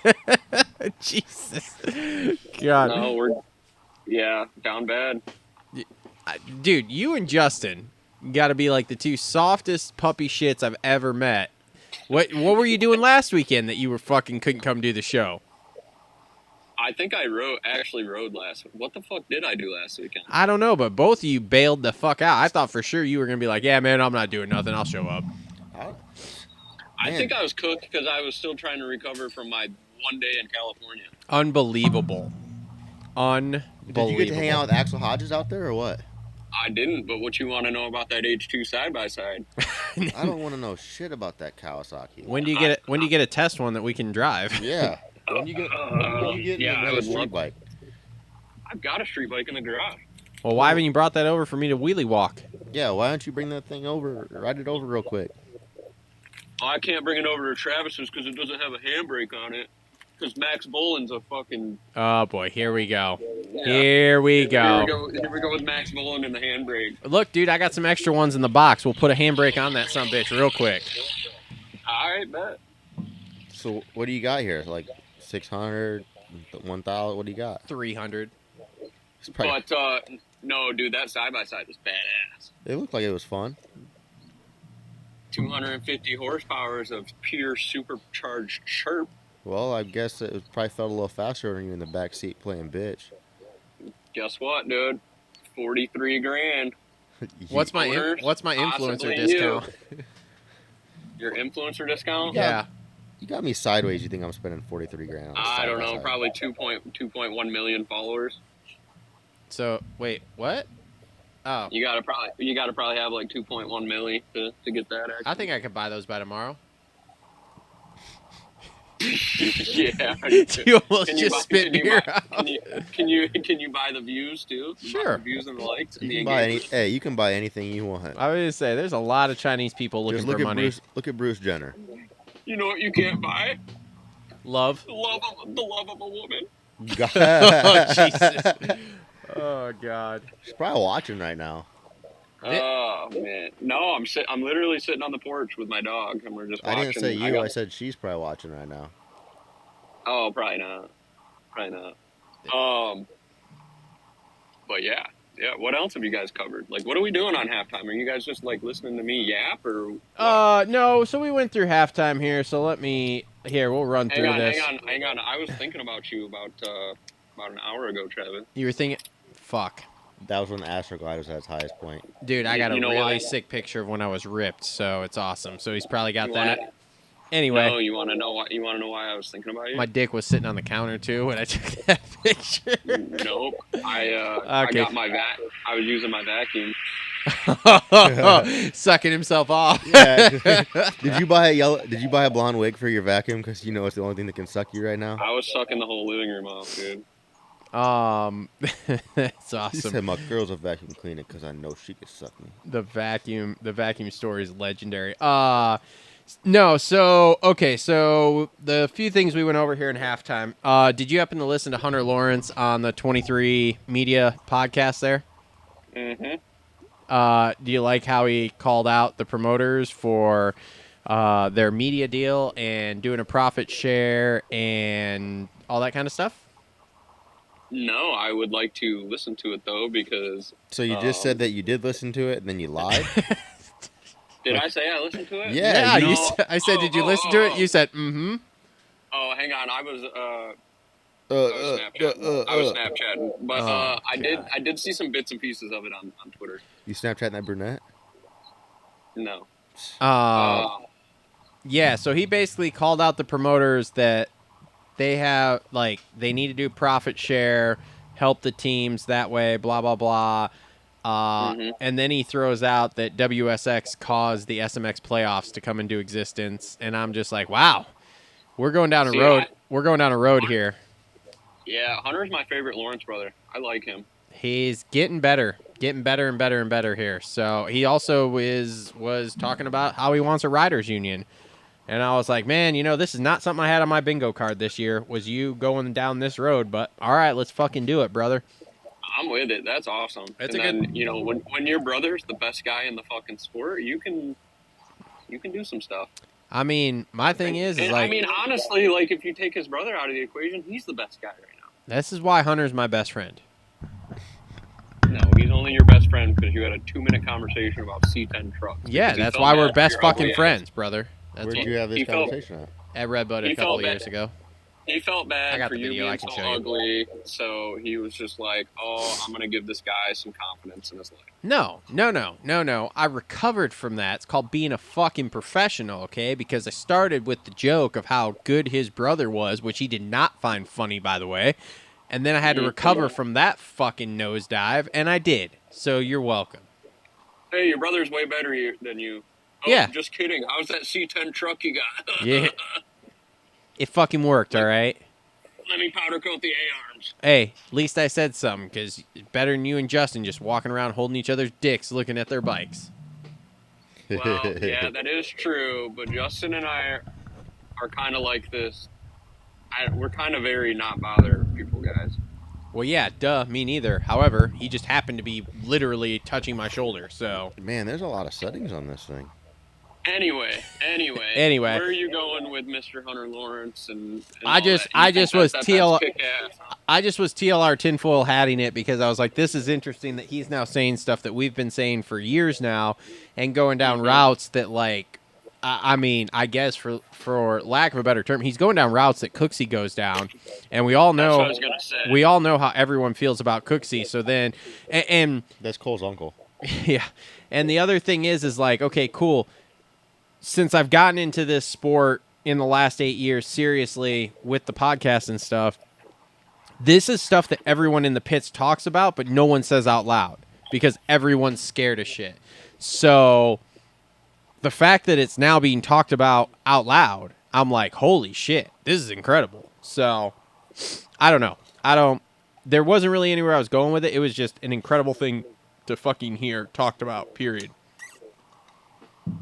So yeah, I think that's awesome. It's gonna be really interesting to see, what that moves and where that moves, and just like how the pieces start falling. You've been very vocal about the too many races kind of thing too. That has been a big topic for a lot of guys, not just him. I mean, Sexton's talked about it, Jet's talked about it, Justin Cooper's talking about it. I mean, that topic has been being talked about more and more and more in recent months here, even. So, where do you stand on the? Did you listen to Pulp this week with Eddie Ray?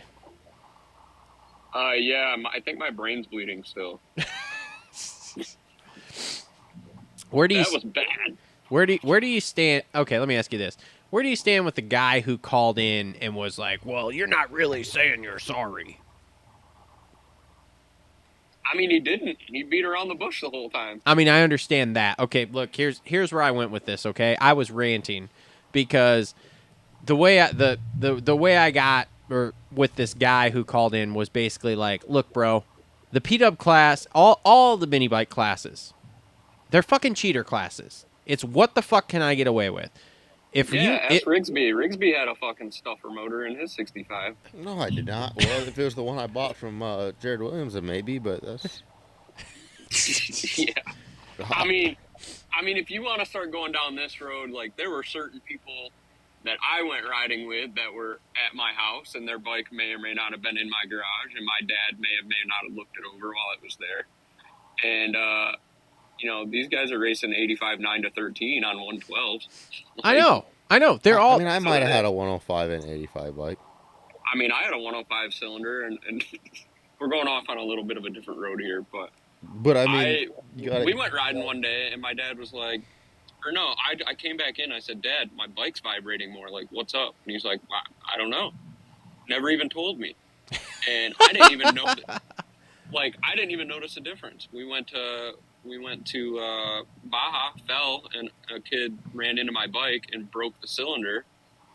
And then that's when I learned it was a 105. And we never even put the 105 cylinder back on it because I couldn't even tell or didn't even care. Yeah. So, like I said, dude, when that guy called in, I really wanted to just, like, call in and scream at him and be like, dude, they're all fucking cheater classes.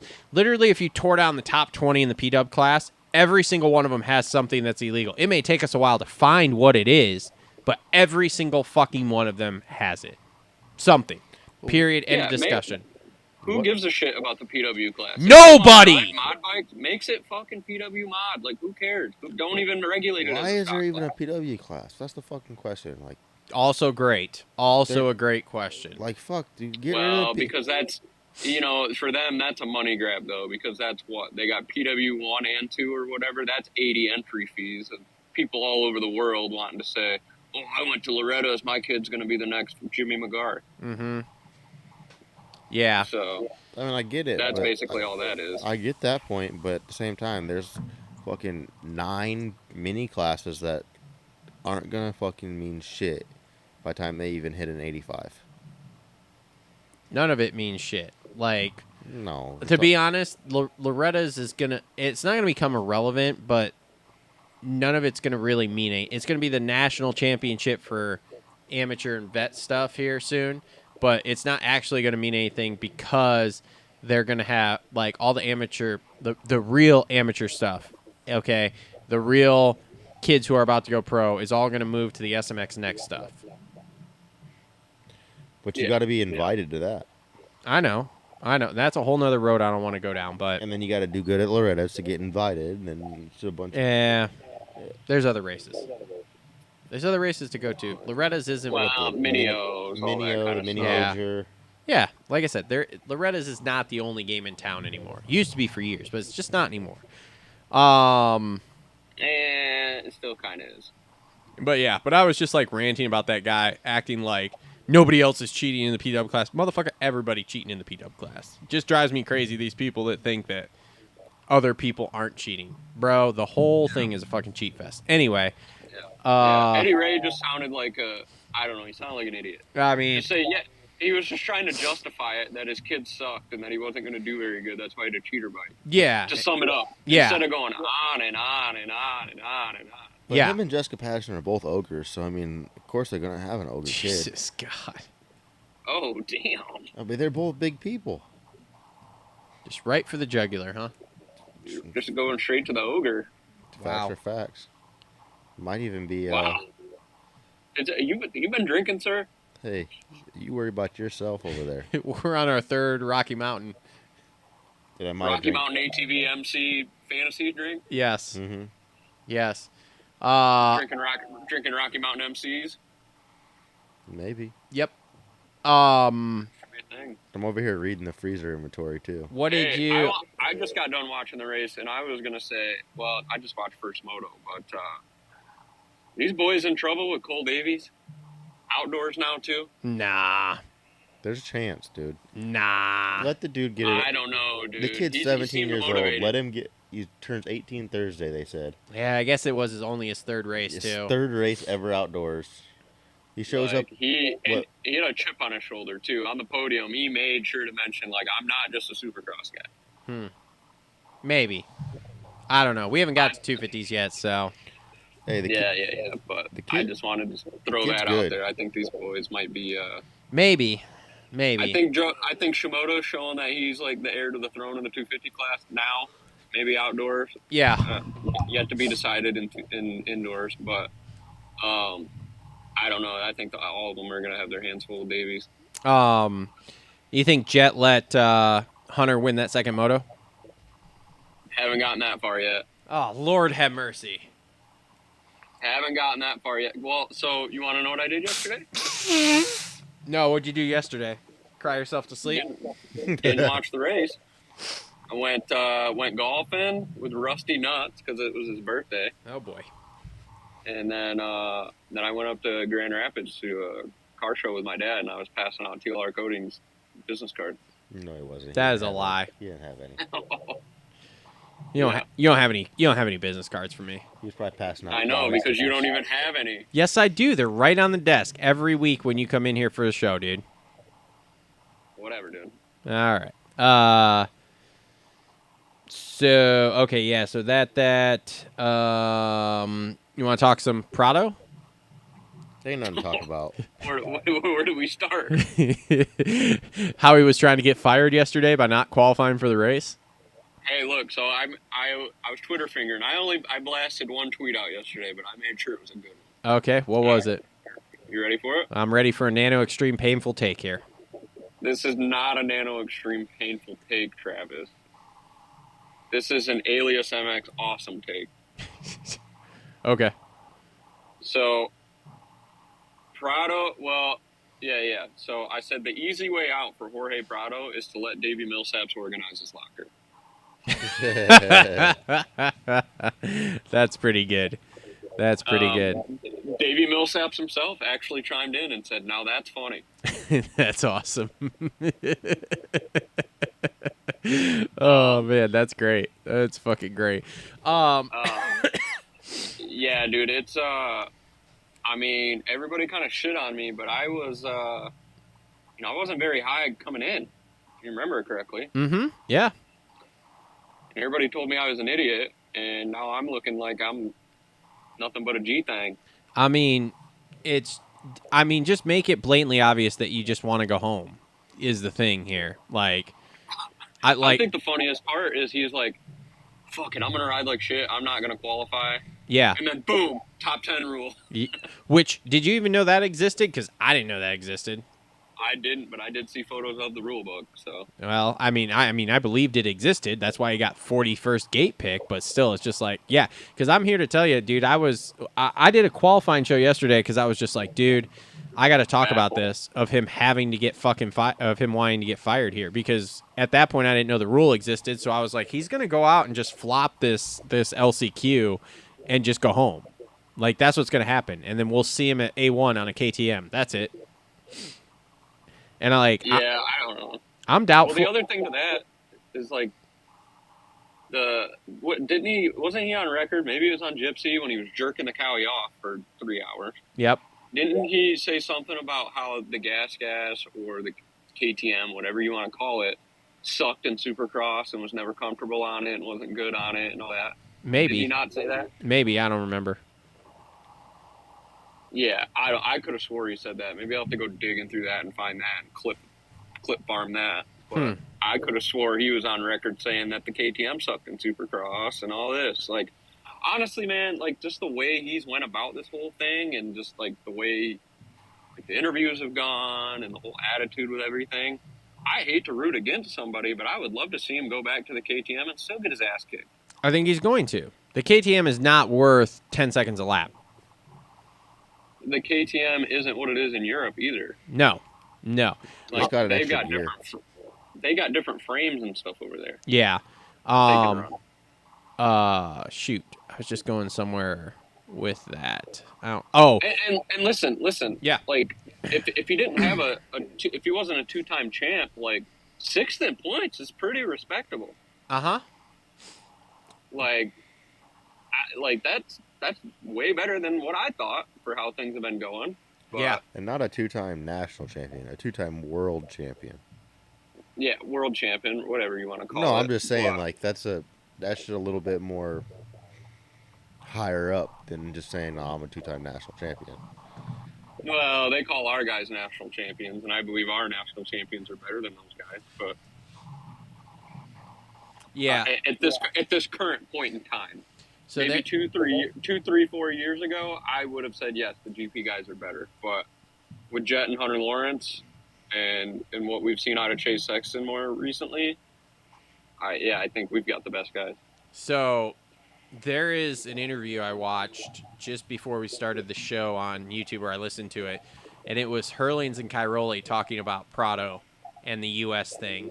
And Hurlings kind of like, man, he's still the second greatest talent over there behind Jet Lawrence, blah, blah, blah, whatever, like kind of sucking him off, right?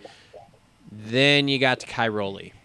And Cairoli got the shovel out, dug the hole deeper, and put all the dirt back on top of him. Just fucking buried him. And basically danced around in the best English he could without saying it of like, Prado's a fucking asshole who doesn't play by the fucking team rules, and he's a real fucking prick. Yeah, thinks the world revolves around him kind of thing. Uh-huh, yeah. Someone needs to call Chad to see what the real truth is here. That depends. Is Hey. Chad getting money from him? I would imagine. Because we're only going to get, depending upon if he's getting paid. If he's not getting paid, then he'll say it. But I don't know. You know who Prado really reminds me of?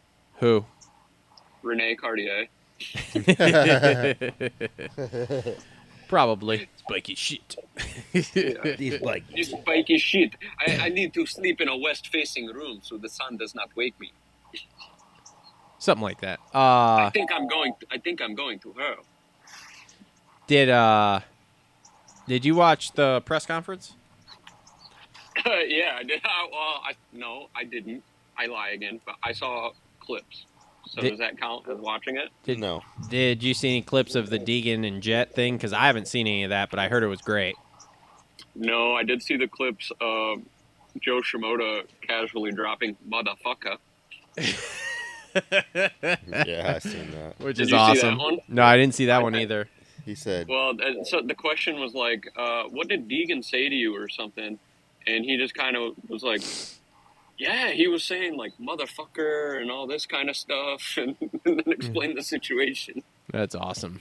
That's awesome. Love Joe. He's getting fined for that. and the situation was the way that they lined up off the start. Degan had to like come out and go back, and Shimoda just went straight in and like cut him off because he obviously made the track longer, and he's like, it wasn't intentional. Degan was Degan was like ass hurt because Shimoda had a handlebar on him and controlled the first corner basically. But where you guys at on the whole Roosting thing? You think that's a bitch move? I mean, I think it's very Degan. I do think it's a bitch move, but I mean, I can't be mad at it because I roost my friends all the time too. I'll sit on the side of the track and just hold the front brake just to watch you go by. I can't comment on it too hard because I would not have the cognitive ability while I was riding to fucking think, like, look behind me, see that someone's there, slow down enough, and then roost the shit out of them. Like, that, nope, it's not in my periph, bro. I can barely stand up. Definitely in my periffs because I love roosting and riding like a dick. But that's with your buddies, right? Yeah. But like that, yeah, he slowed down, waited for him to catch up, and was just like, "Yup, here's a rock to the face." What are your thoughts on the whole tilling the whole start after the red flag thing? Whoa, what? They tilled it? Was red flag in the first moto? I think it was second moto. They had two of them in the first moto. They had 2 red flags in that first moto? Yeah, because Beaumare knocked himself silly again. Oh, that was the second moto. So it must have been the first moto. Yeah, so they or no, maybe it was the second. Yeah, it must have been the second one because they did the staggered, or not the staggered start, but where John Starling runs down the start thing, right? So second moto when they did that, I don't know. I don't know. Anyway, one of the motos, right? They're doing this start, and of course the first 2 gates are Shimoda and Degan, right? Because they were 1 and 2. Where the mechanics walk from the start gate to mechanics area, they walk down those inside gates, right? So the first 2 gates, basically, it was packed up hard. So as they're sitting there getting ready to do the restart, they tell the tractor to go out there and till just that spot. So Tractor goes out, runs the till down the first 2 inside gates there to make that a little bit more like the outside gates. And then, I mean, everybody on the inside there, Joe and Degan, throw a fit, and they're like, dude, what the fuck? How are we supposed to get a start now? Everybody else has their ruts and stuff coming out of the gates. We now have just a freshly tilled thing. This isn't going to fucking work. So then they literally had to till the entire start area to make it. Oh my God. And then the whole broadcast was Weege just saying, and they're tilling the whole start area to make this start absolutely as equal as possible, absolutely as fair as possible. So yeah, so that was a thing. So that was a thing. So yeah, that was crazy because they literally had like 1 tractor. Then all of a sudden there was 2 tractors because they literally tilled that entire start straight, top to bottom. So The only start thing that stuck out to me was Prado taking the Chad Reed line on the ridge over there and pulling an amazing start from the outside. oh yeah, that's what happens when you get 41st gate pick. I mean, it worked out really well. My question is how does that rule work? So like we just have 41 riders then riding motos. What happens if there's 2 people in the top 10 that don't qualify? Now we got 42. Like where does it end? Well, that just means our friends that want to be alternates don't get in. Yeah, but on the first moto, like everybody should be there for the first moto, mostly, right? Unless somebody blows a motor or something. I think there's always 41 gates just in case. Yeah, but I'm just saying, what if 2 people in the top 10 don't qualify? You know what probably happens, and everybody's going to be pissed, is that fucking guy gets fucked. Well, I don't know. That's it. And honestly, that's fine. Like I'm going to probably get some heat here, but you're the privateer guy that you're on the bubble. Sorry, buddy, you shouldn't be on the fucking bubble. These guys have busted their ass, and they're top 10 in points. They get the spot. Yeah, which I'm fine with. So, I think the top 10 should be seated anyway. Like, yeah, I agree with that. Top 10 guaranteed. They don't have to fucking worry about times. Yeah, if they want to play fucking mind games and not even ride practice like Stewart used to back in the day, let it rip. I do love how on the broadcast they bring up Stu's stuff all the time, and he just tries to downplay it. Like JT saying, I remember a certain rider ripping all his tear-offs off on the gate. Stu being like, I don't know who that was. Yeah, And Stu didn't say anything about it. He was just like, I don't know who you're talking about, man. Like, he tries to downplay some of the shit he does, which is hilarious because it's like, yeah, bro, we all remember this, dude. The internet doesn't forget. We watched you rip your tear-offs. We watched you let it was Unadilla last week where he brought up him. Where you let Reed by? Yeah, yeah. Oh, God. Great times. Yeah. Anything else? Oh, shit, dude. I just had a deer walk in my front yard, like 10 feet from me. Wow. I'm going to go ride him. Wow. What a fucking enthralling story. It just ran away, and let me tell you, nothing runs like a deer. Anything else you want to talk about? How gay he is. What other topics you got here? What have you gotten into? Well, we haven't done 250s yet. You want to do 250s with us? Not really, but have you gotten into KTM guys quitting? Oh, no, because we haven't done 250s. Would you listen to what I just told you? I literally just told you we haven't done 250s. Well, I thought maybe a KTM guy. Well, there are no KTM guys in the 450 class, so I guess you're right. Thank you for using your noodle on this. Where was Sexton yesterday? Dude, he's banged up, bro. Same thing as beginning of the year. We're banged up. Probably playing golf. Sexton clapped back at a guy on X today, Tomac style. What'd he say? You want the rundown? You want the TMZ right now? Yeah, let's hear it. Where'd it go? I mean, nothing's going to beat Tomac, hashtag missed Redbud, but... KTM is really starting to set a standard that quitting is acceptable. Sexton did it all summer. Bial quit today. They're going to accept Prado on a team after quitting on Kawi all summer. And Sexton goes, you should probably not speak on a topic when you have no idea on what goes on behind the scenes and the ins and outs of the situation. We give our lives to this sport, so it would be pretty stupid to quit for no reason. But that's what he clapped back with. But no offense, Chase, and I like you. Hang on. This guy stood his ground. That a boy. This guy responded back to him and said, "You do have a reason. You're leaving the team." not in a championship, and you don't want to risk getting hurt for, like you said, nothing. That pretty is good clap, man. that is 100% true.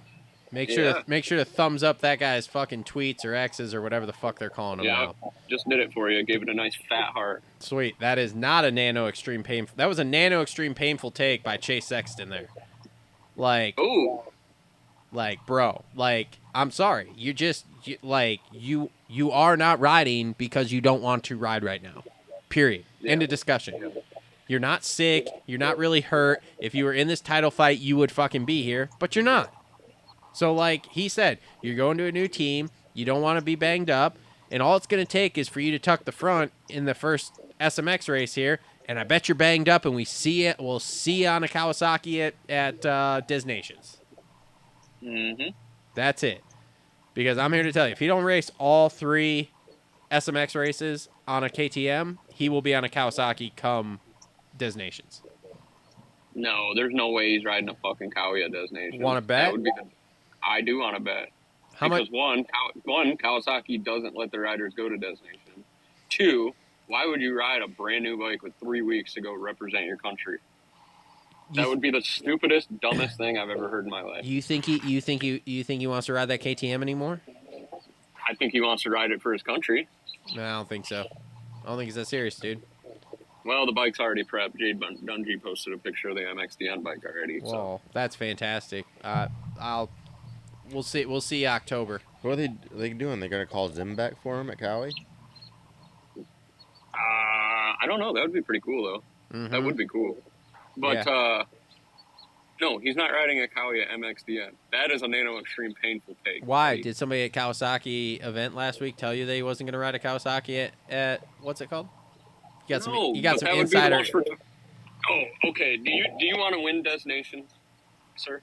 Do I want to win Des Nations? I mean, would you like to see our country win, sir? I don't really care, to be honest with you.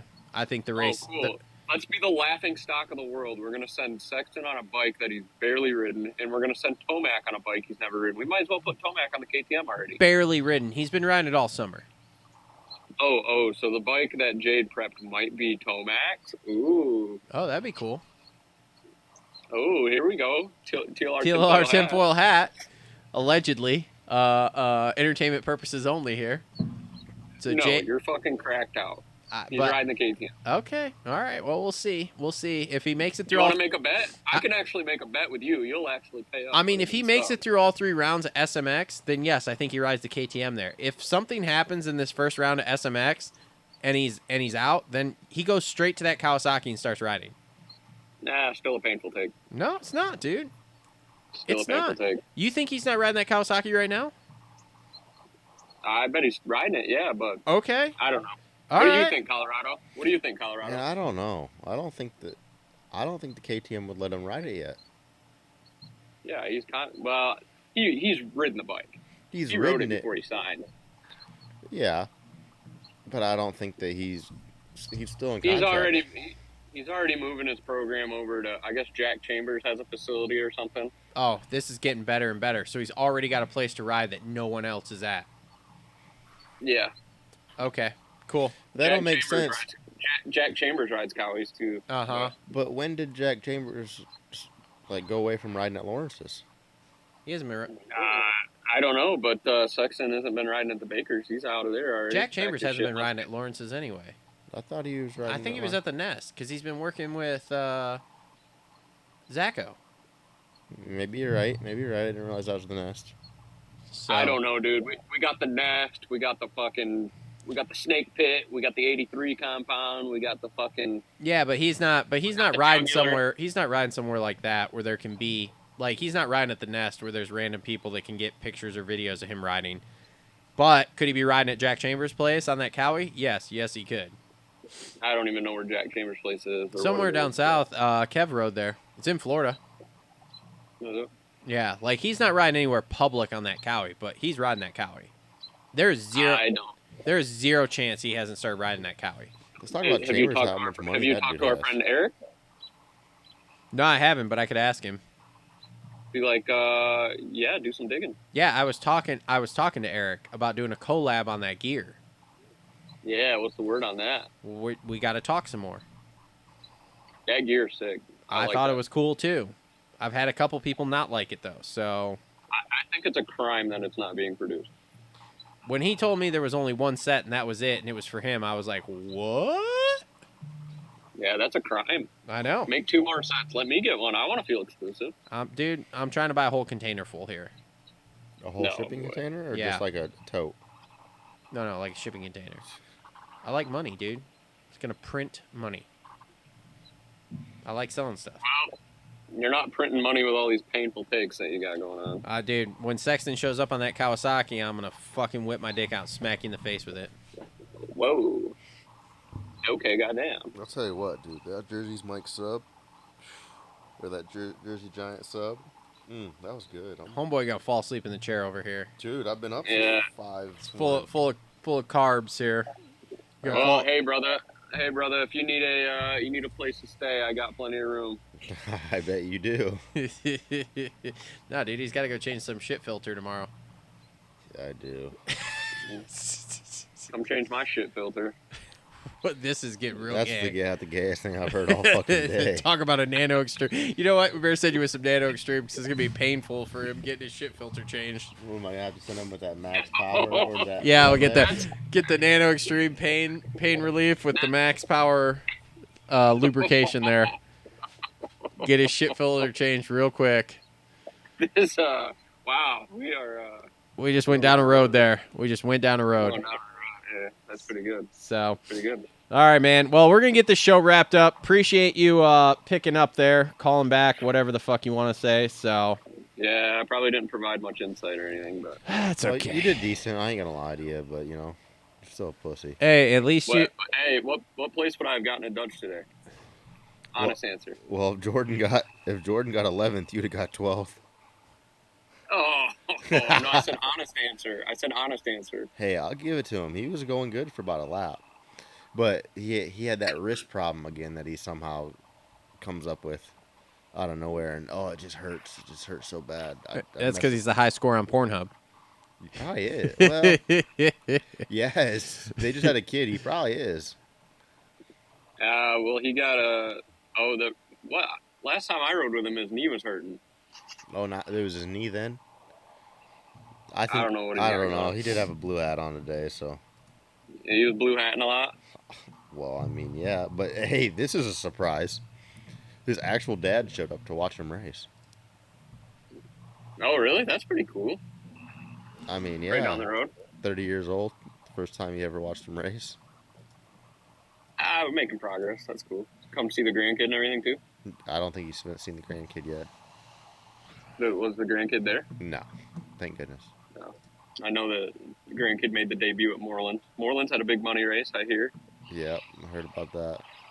Your boy Heckman did all right there. Yeah, what do you get? Second? Yeah, I think so, actually. I think it went Black Mirror. Yeah, I seen a video. There were Black Mirror, Petrie, Heckman, Wide Bike Willis. Somebody else was there. You see the video of Black Mirror eating shit off the start? I'll have to go digging for it. I'll let you boys go, and I'll get on the old socials and go digging. You just gotta get on our Snapchat and go to the Boil Bunch. All right, I'll go look for it. All right. All right, buddy. Thanks a lot, man. We'll see you in a few weeks here for what's it called? SMX. Yeah, we'll figure it out. All right. Are we actually going to St. Louis? No, I don't think so. Oh, not a thing the anymore. the budget's not there, and Stubbs is bailing out. Like there's a lot of things happening. This Stubbs Justin. Yeah. I mean, I don't care about the Moto Aftermath Show budget. Like, I have my own budget. Yeah, but the Moto Aftermath Show doesn't have budget to send me, so. You don't have a TLR Coatings budget or an actual Travis Ridenauer budget? No, I have zero of any of those budgets. The savings Okay, well- program. There's no emergency fund around here, all right? Zero emergency fund. Okay, well, investors, possibly you. Let us know. But hey, if you want to go sell some sponsorships here in the next couple weeks, then the fund could go up. Yeah, very valid. So, All right, we'll figure it out. Denver, drive safe. Glad you kept it on 2 wheels. Glad the program was tight today. I didn't keep And, it on 2 wheels. We'll talk to you here. he doesn't listen well. All right, later, buddy. Cole was there. What the fuck just happened? She all shut down on us? I don't know. It seems like it. What the fuck? Why did that just stop? What the fuck's happening? Uh-oh, guys. I think business got serious. Like, I don't understand what the fuck's happening. What did it do? I'm not sure. Did your computer just go black? Yeah. I don't get it.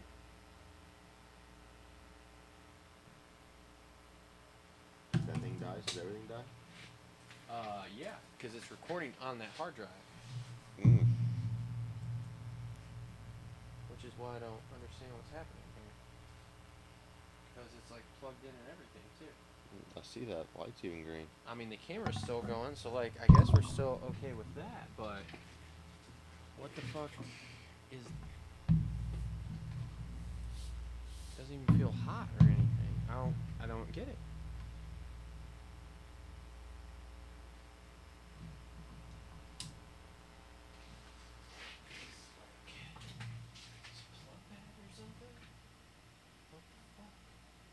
Now it's white.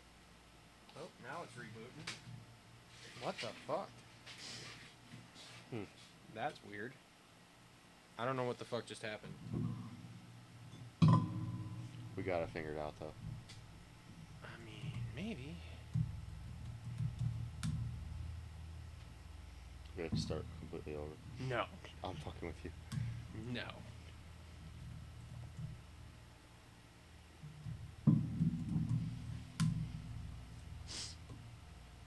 Coach Rob's Energy Fuel, custom blended for you by you. No, I just don't understand why the fuck that just did that.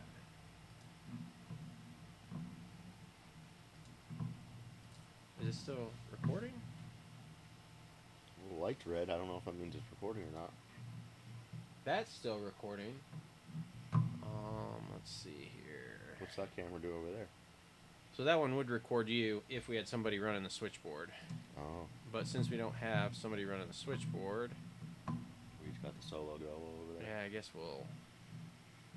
Let's, oh shit. Let's delete that. Hold on.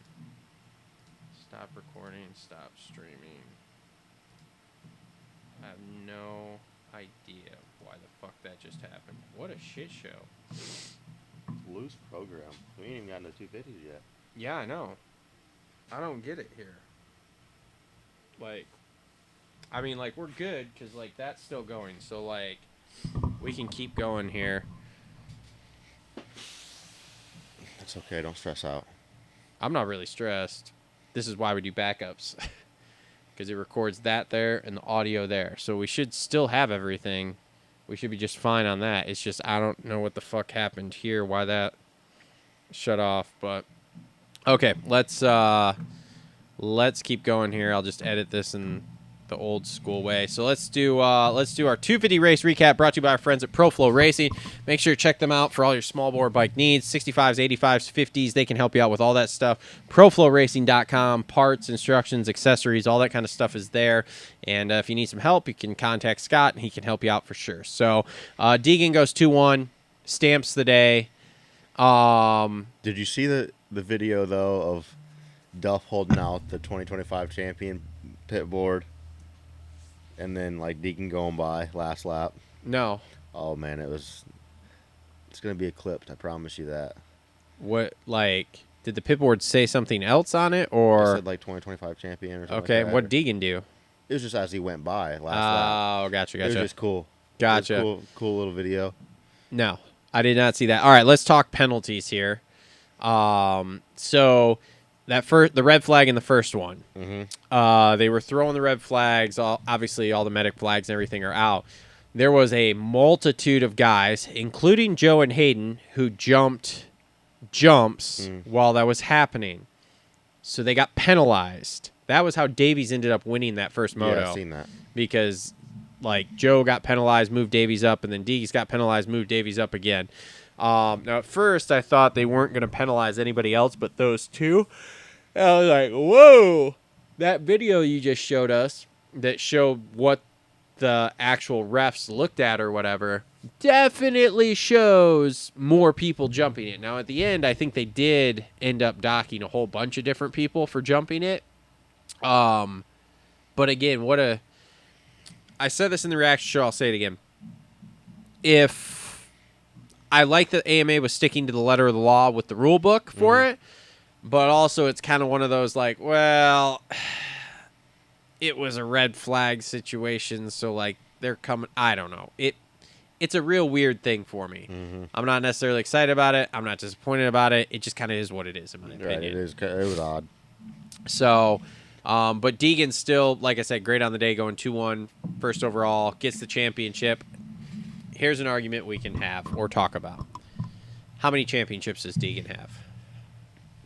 Well, maybe that's what the pitboard said. 5-time champion. 3. But it said 5. It's 3.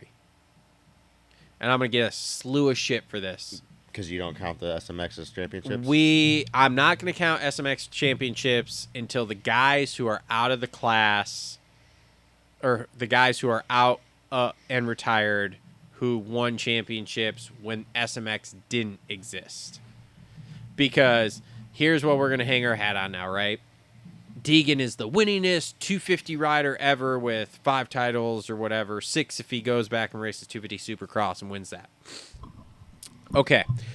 Jet also would have won 2 SMX or 3 SMX titles in the 250 class. No problem. So, like, I'm not going to split hairs like this. He's won 2 motocross and 1 Supercross titles. He's a 3-time champ. That's where we're at.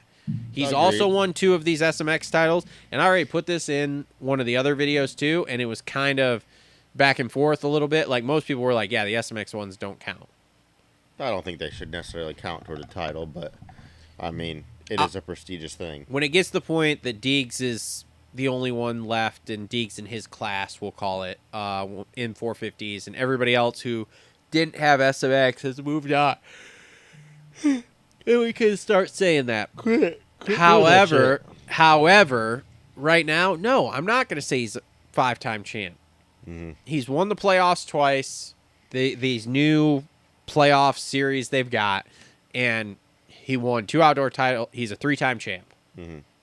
So, yeah, overall, he's a 3-time champ. I get that. That's a series of, more than 3 races. 3 rounds is not shit, but and the point system in the SMX shit kind of doesn't really. Like I said, I don't mind counting it when we get to the point that everyone has had time to do it. But when you're trying, because that's what people are going to do, right? They're going to compare it to Jet at this point, because that's what everybody's doing already. They're going to compare it to Jet. Well, he's won more titles than Jet did. Yeah, because 2 of those titles he's got didn't fucking exist. Like, it's hard to win a title that didn't fucking exist. If it existed, Jet probably would have won it too. Sorry to tell you that. And look, I'll just be here too, and I'm going to say this every single fucking show from now until we get to that point. He's not going to beat Jet. So do you like glizzies? I love glizzies, Because you're glizzy glazing. Glizzy glazing Jet all the time, dude. I'm not going to hear it. He's not going to touch Jet. And I've heard from people who were around him when he rode the 450 in the off weeks that he was flying. But I'm here to tell you, he may have been going pretty fast on it. But if he's riding it the way I saw in those videos, and maybe that's just Instabangers or whatever, ringing the neck of a 450 ain't going to fucking do it, brother. Fuck, I don't know about that, dude. Look at Tomac. Nope. Nope. He's not Eli Tomac, dude. He ain't going to be able to wring the neck of that. That thing's going to be so bound up, it's going to shit kick him off, especially when he's trying to go with Jet. Look at Tomac. How many times has Tomac crashed this year?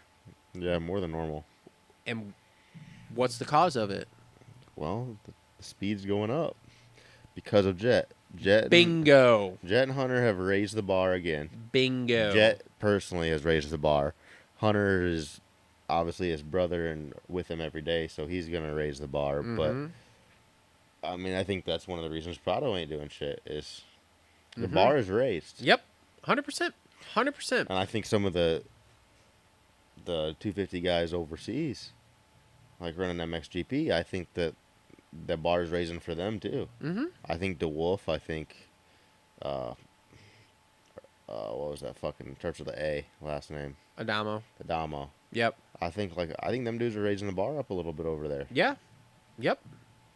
Yeah, I just, like I said, he's going to be good, okay? He's going to be a guy that's going to battle. I think he's going to have a handful of wins. But he doesn't have nothing for Jet. I don't know if he's going to be a champion. I think it's going to take him longer than it did Jet to get a championship. He might get a title when Jet retires, or if Jet's hurt. Take your pick. Jet's hurt or retires, then yeah, he's big time in the conversation. But Tomax talked about the bar raising. Mm-hmm. So is Sexton, obviously. I mean, everyone's talked about how the bar is raised, and it's going to be hard for him to just come right into that, like at that level of the bar. But he's gonna be good. In the continuing to glaze Jet Lawrence, the only reason guys have won this year is because Jet has a vet rider mentality now. At the ripe old age of 22, he's got a vet rider mentality of, you know what, I don't got to win every single fucking moto to win the title. But he did talk about, on like the pre-race show with Lewis, that it does gripe his ass that he didn't win every moto, though. Well, it does, yes. And it does gripe his ass they didn't win the title last year. Him claiming that he would have won last year, to me, is the best thing ever. I don't know about the best thing ever. I mean, I love it. I love it because how many guys do you think... You want to know who the other guy is that would have said that kind of shit? Chad Reed. That's it. Tell me anybody else that would have said, like, well, this is number 2, should have been 3. David Villeman. You think so? Fuck yeah. Villeman was cocky as shit, and I loved it. Maybe. I don't know. It's a bold take. But anyway, back on the Degan train. Do you think he wins SMX too? I think there's I think it's like a 80-20 that he wins SMX. Yeah. But then, I think Davies is going to be back in action and hot. I think Davies has a chance to at least get a moto or 2 out of the deal. Yeah. And a moto or 2 out of the deal really can fuck you because, say he wins the second round and the third round, points are doubled then tripled. So he can throw them points right up and up past them real quick.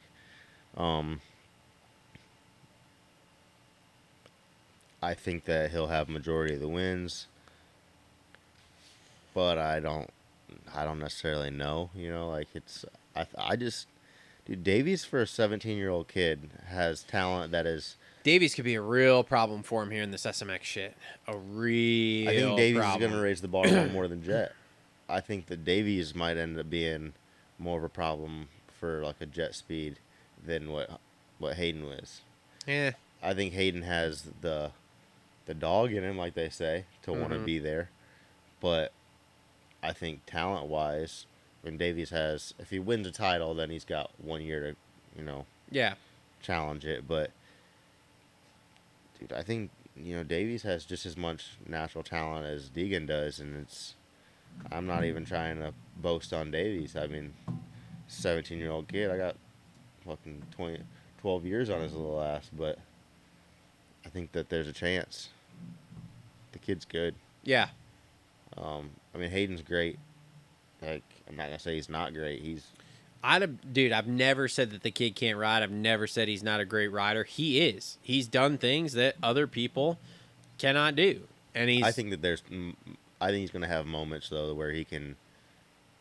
I'm not saying he's never gonna win a race. I think his candle's gonna be maybe not as bright as Lawrence's, but I think he is gonna hold the candle to him. I just love it because it's, in my opinion, going to be the second coming of Pastrana Degan, but just Lawrence. Because Lawrence is going to be the happy-go-lucky, goofy kid against Degan, who's the serious badass. I think it could change for Lawrence, though. Why? I think Lawrence will get a little more serious. If he was getting there, I think he was getting there earlier in the year. And now I think he's rekindled how to not be that serious about it. I think if Degan starts poking the bear, though, the bear's going to come out. He's got to beat him first. And he's got to beat him more than like some random fucking time. where Jet just goes, yeah, I'm just going to keep the title tonight. Like, you can't come out in Supercross, get a hole shot, win the race, when Jet got a shit start, buried, and was coming through. I think a lot of us were riding on the fact that we were hoping that Degan was going to ride the 450 this weekend. Yeah, I mean, that would have been cool, but he got nervous last weekend, so Like, that he was going to have to himself. ride it this weekend, so, you know. I don't know if he got nervous. I think he fucked himself. Yeah, I think there's a lot there. There's a lot there. I'm not going to say for sure no, but I also think we see him 450 Supercross next year. There's no point to go 250 again.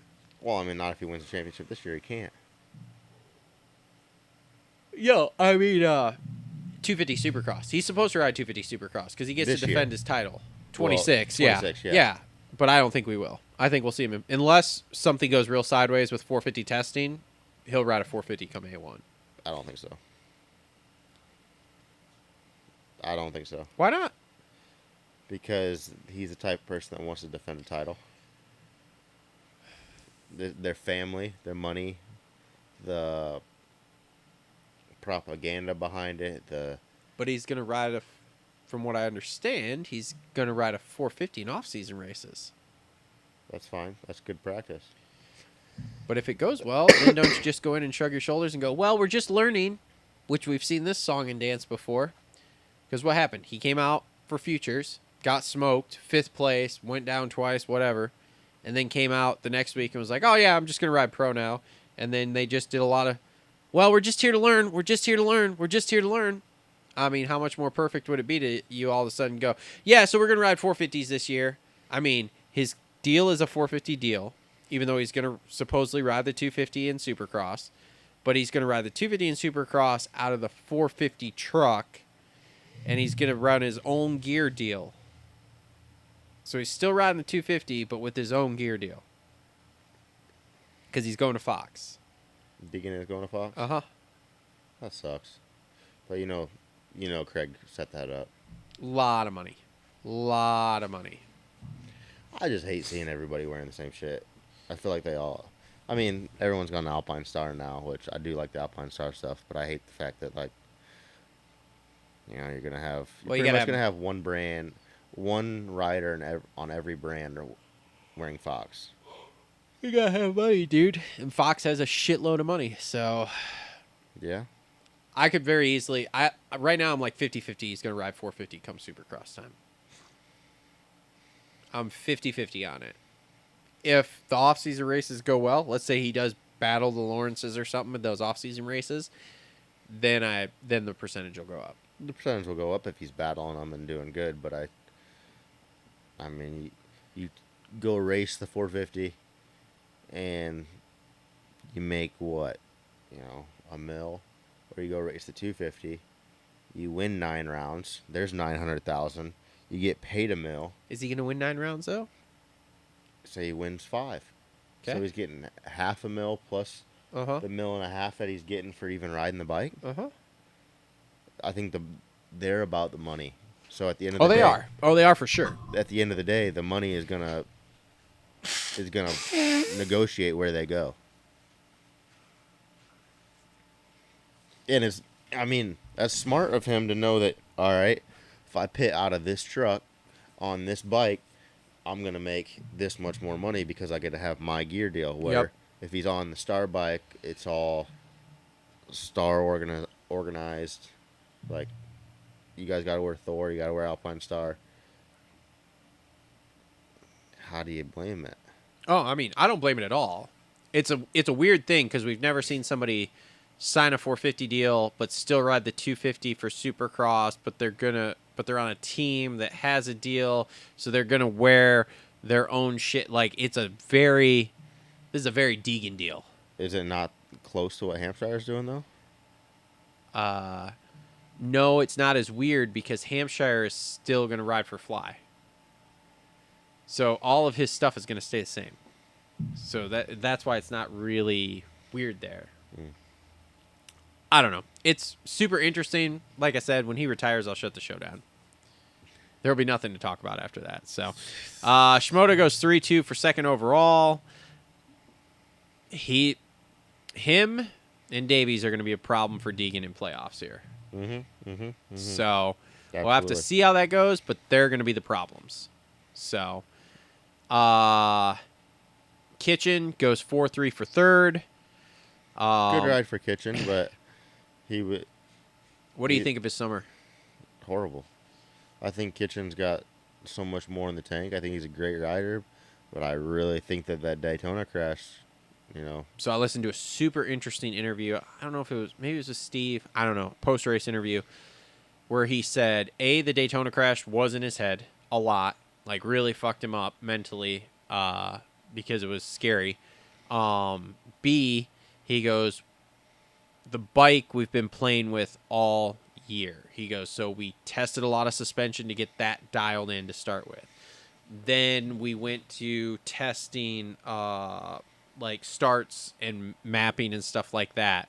And then the suspension got off again. So then we had to go back to that. He goes, and now last week we found, or this week here leading up to the race, we found a setting for starts and stuff, which is why all the PC guys are up front. So he said it's been really a interesting year of trying to dial in this bike, but they feel like they have a good direction and they're going in the right direction with it. And it is a new model, so hopefully I'm just so next fucking year. tired of hearing that same fucking song and dance. I mean, the thing is though, is that like because these brands change models every 2 years or whatever, right? I could see it, dude. I can see it, but If you could, if they would let them just ride the same one for 5+ years or whatever. And again, this goes back to the conversations I've had with people on the show already about like, you gotta fucking, we don't need a new model every 2 years. Like, you can run a model 3, 4, 5 years. It's fine. It's really okay. And like, come out with big changes when you come out. Like, don't just, hey, we changed the plastic and this shock spring's now blue instead of red or whatever. Like, do some big changes. But the fact that they do that and then because they're doing that, they have to make changes, which then throws stuff off, which is why they've struggled with that bike this year. So, but yeah, you are right. This summer been terrible for him. And he's a fucking animal. I mean, And it's terrible because he's supposed to be a championship dude. He should be doing what Joe's doing, but he can't. So, Marchbanks goes 8-4 for fourth. Great summer for him. We kind of talked about him already a little bit, but great summer, third overall. Like, another 1-year deal next year, which kind of sucks, but at least he's got a deal. So, okay. Nate Thrasher sighting goes 7-5 for fifth. that was decent for him, and I think that he should be a little more challenging of him. But Nah, this is very on par for Nate Thrasher. I think he was prospected to be a Oh, yeah. challenge, and he's not. It's okay. He wins one Supercross a year. He'll continue to get a ride. You ever looked at his Supercross results and seen how really They're like 7, 7, 7, 1, 7, 8, 9. 15, 16, Yeah, 1. what the fuck? Yeah, it's wild shit. The Thai Master Pool experience that didn't go well this year, 6-6 for sixth overall. 6-6-6. Weird. Yeah, but that was still a good. It was a good ride. Six is not. It's nothing to bat an eye at. No. If he could have just stayed healthy this year and maintained that throughout the year, then there would have been a very high conversation between him and Marchbanks, but nope. Cole Davies goes 117 on that technicality. I think he'll get better at outdoors. Just give it time. I did. So like I said, I didn't go watch second moto as well as technicality, making him go 17. That's the technicality. The second one was he crashed. Oh, okay. He went down once, maybe twice. I don't remember what he said. So that was the technicality on the second one. The first one he won on the technicality because Shimoda and Degan got penalized. So whatever. Let's see here. Drew Adams goes 5-10 for eighth. Okay, almost fast qualifier on there. Goggles on, hat on, and then Haymaker got him. So whatever. I think that Adams is going to be somewhat of a force to reckon with. He's coming. Yeah, He's still young, real young. and he's fast as shit. I mean, he did really good in Canada last year, which Yep. it is Canada, but still, you got to be there for 8 rounds, and he was there for 8 rounds battling with Kevin Benoit, which is a fucking pretty bad dude on a dirt bike. Yeah. Yep. Yeah, he's coming. He's just young. So, Ryder D goes 10-8 for ninth. Okay. Dylan Schwartz goes 13.9 for 10th. Max Volan 15.11 for 11th. Dax Bennick 16.12 for 12th. Hammaker goes 36.7 for 13th. Fastest qualifier. Chain came off. Got wedged in the cases, he said, that first moto, so lame. Caden Dundee 17.13 for 14th. Kind of invisible all day. Yeah, but he's, for dude in the second race in top 20, in top 15. Yeah. For an amateur kid, like, that's good. Jordan Smith 9.37 for 15th. What the fuck? Second moto, bike let go. Oh. Some rock hit something unplugged is what they said. Forkner 14.19 for 16th. That's a terrible day for Forkner there, but he made it through the whole year. I mean, I guess except for 3 playoffs here. So goal accomplished there for Forkner. Tom Vial goes 11 DNS for 17th because he quit. Did he literally quit? I don't know what happened. Dude, he faded backwards that first moto and then didn't start the second moto. Haven't seen a press release or anything. So Food poisoning. Hammaker rode through it. You just got to want it. Colin Park, 19.15 for 18th. Julian Bomera goes 12.39 for 19th. Have you seen that crash, the second moto? I seen him laying on the ground. He swapped in his fucking head. Yeah, because he came out and rear-ended, I don't remember who it was, maybe Parker Ross or something, who was down, got up, and starts going, and he swept out of that corner and just fucking ass-packed him, Oh, dude. yeah, I did see it. And I'm Yeah. just like, what the fuck are we doing? I thought you got contacts so you could actually see what was going on in front of you. He don't look up. I don't He's know, worried about man. getting splashed. That was I hope he's okay, but that was a real fucking rookie move, dude. Like a real fucking rookie move. So, He's one I don't understand. I don't understand how you can be that good in Supercross and just fucking. Well, he couldn't see. Did you hear that? He went. So You're telling me that you could fucking see all Supercross season, but you No, can't? no. He couldn't. He thought he literally thought his eyes were fine. He went to the eye doctor like a month ago or something, I think it is now, and they like were testing his eyes and they were like, dude, you can't fucking see.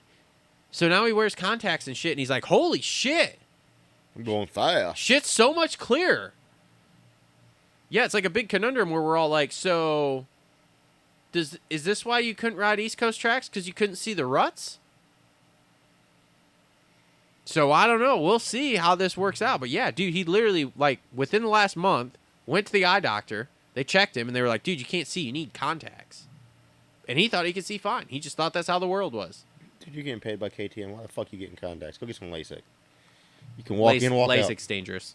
So don't get LASIK. It's dangerous. We'll talk about it after the show. Landon Gibson goes 23.14 to round out your top 20.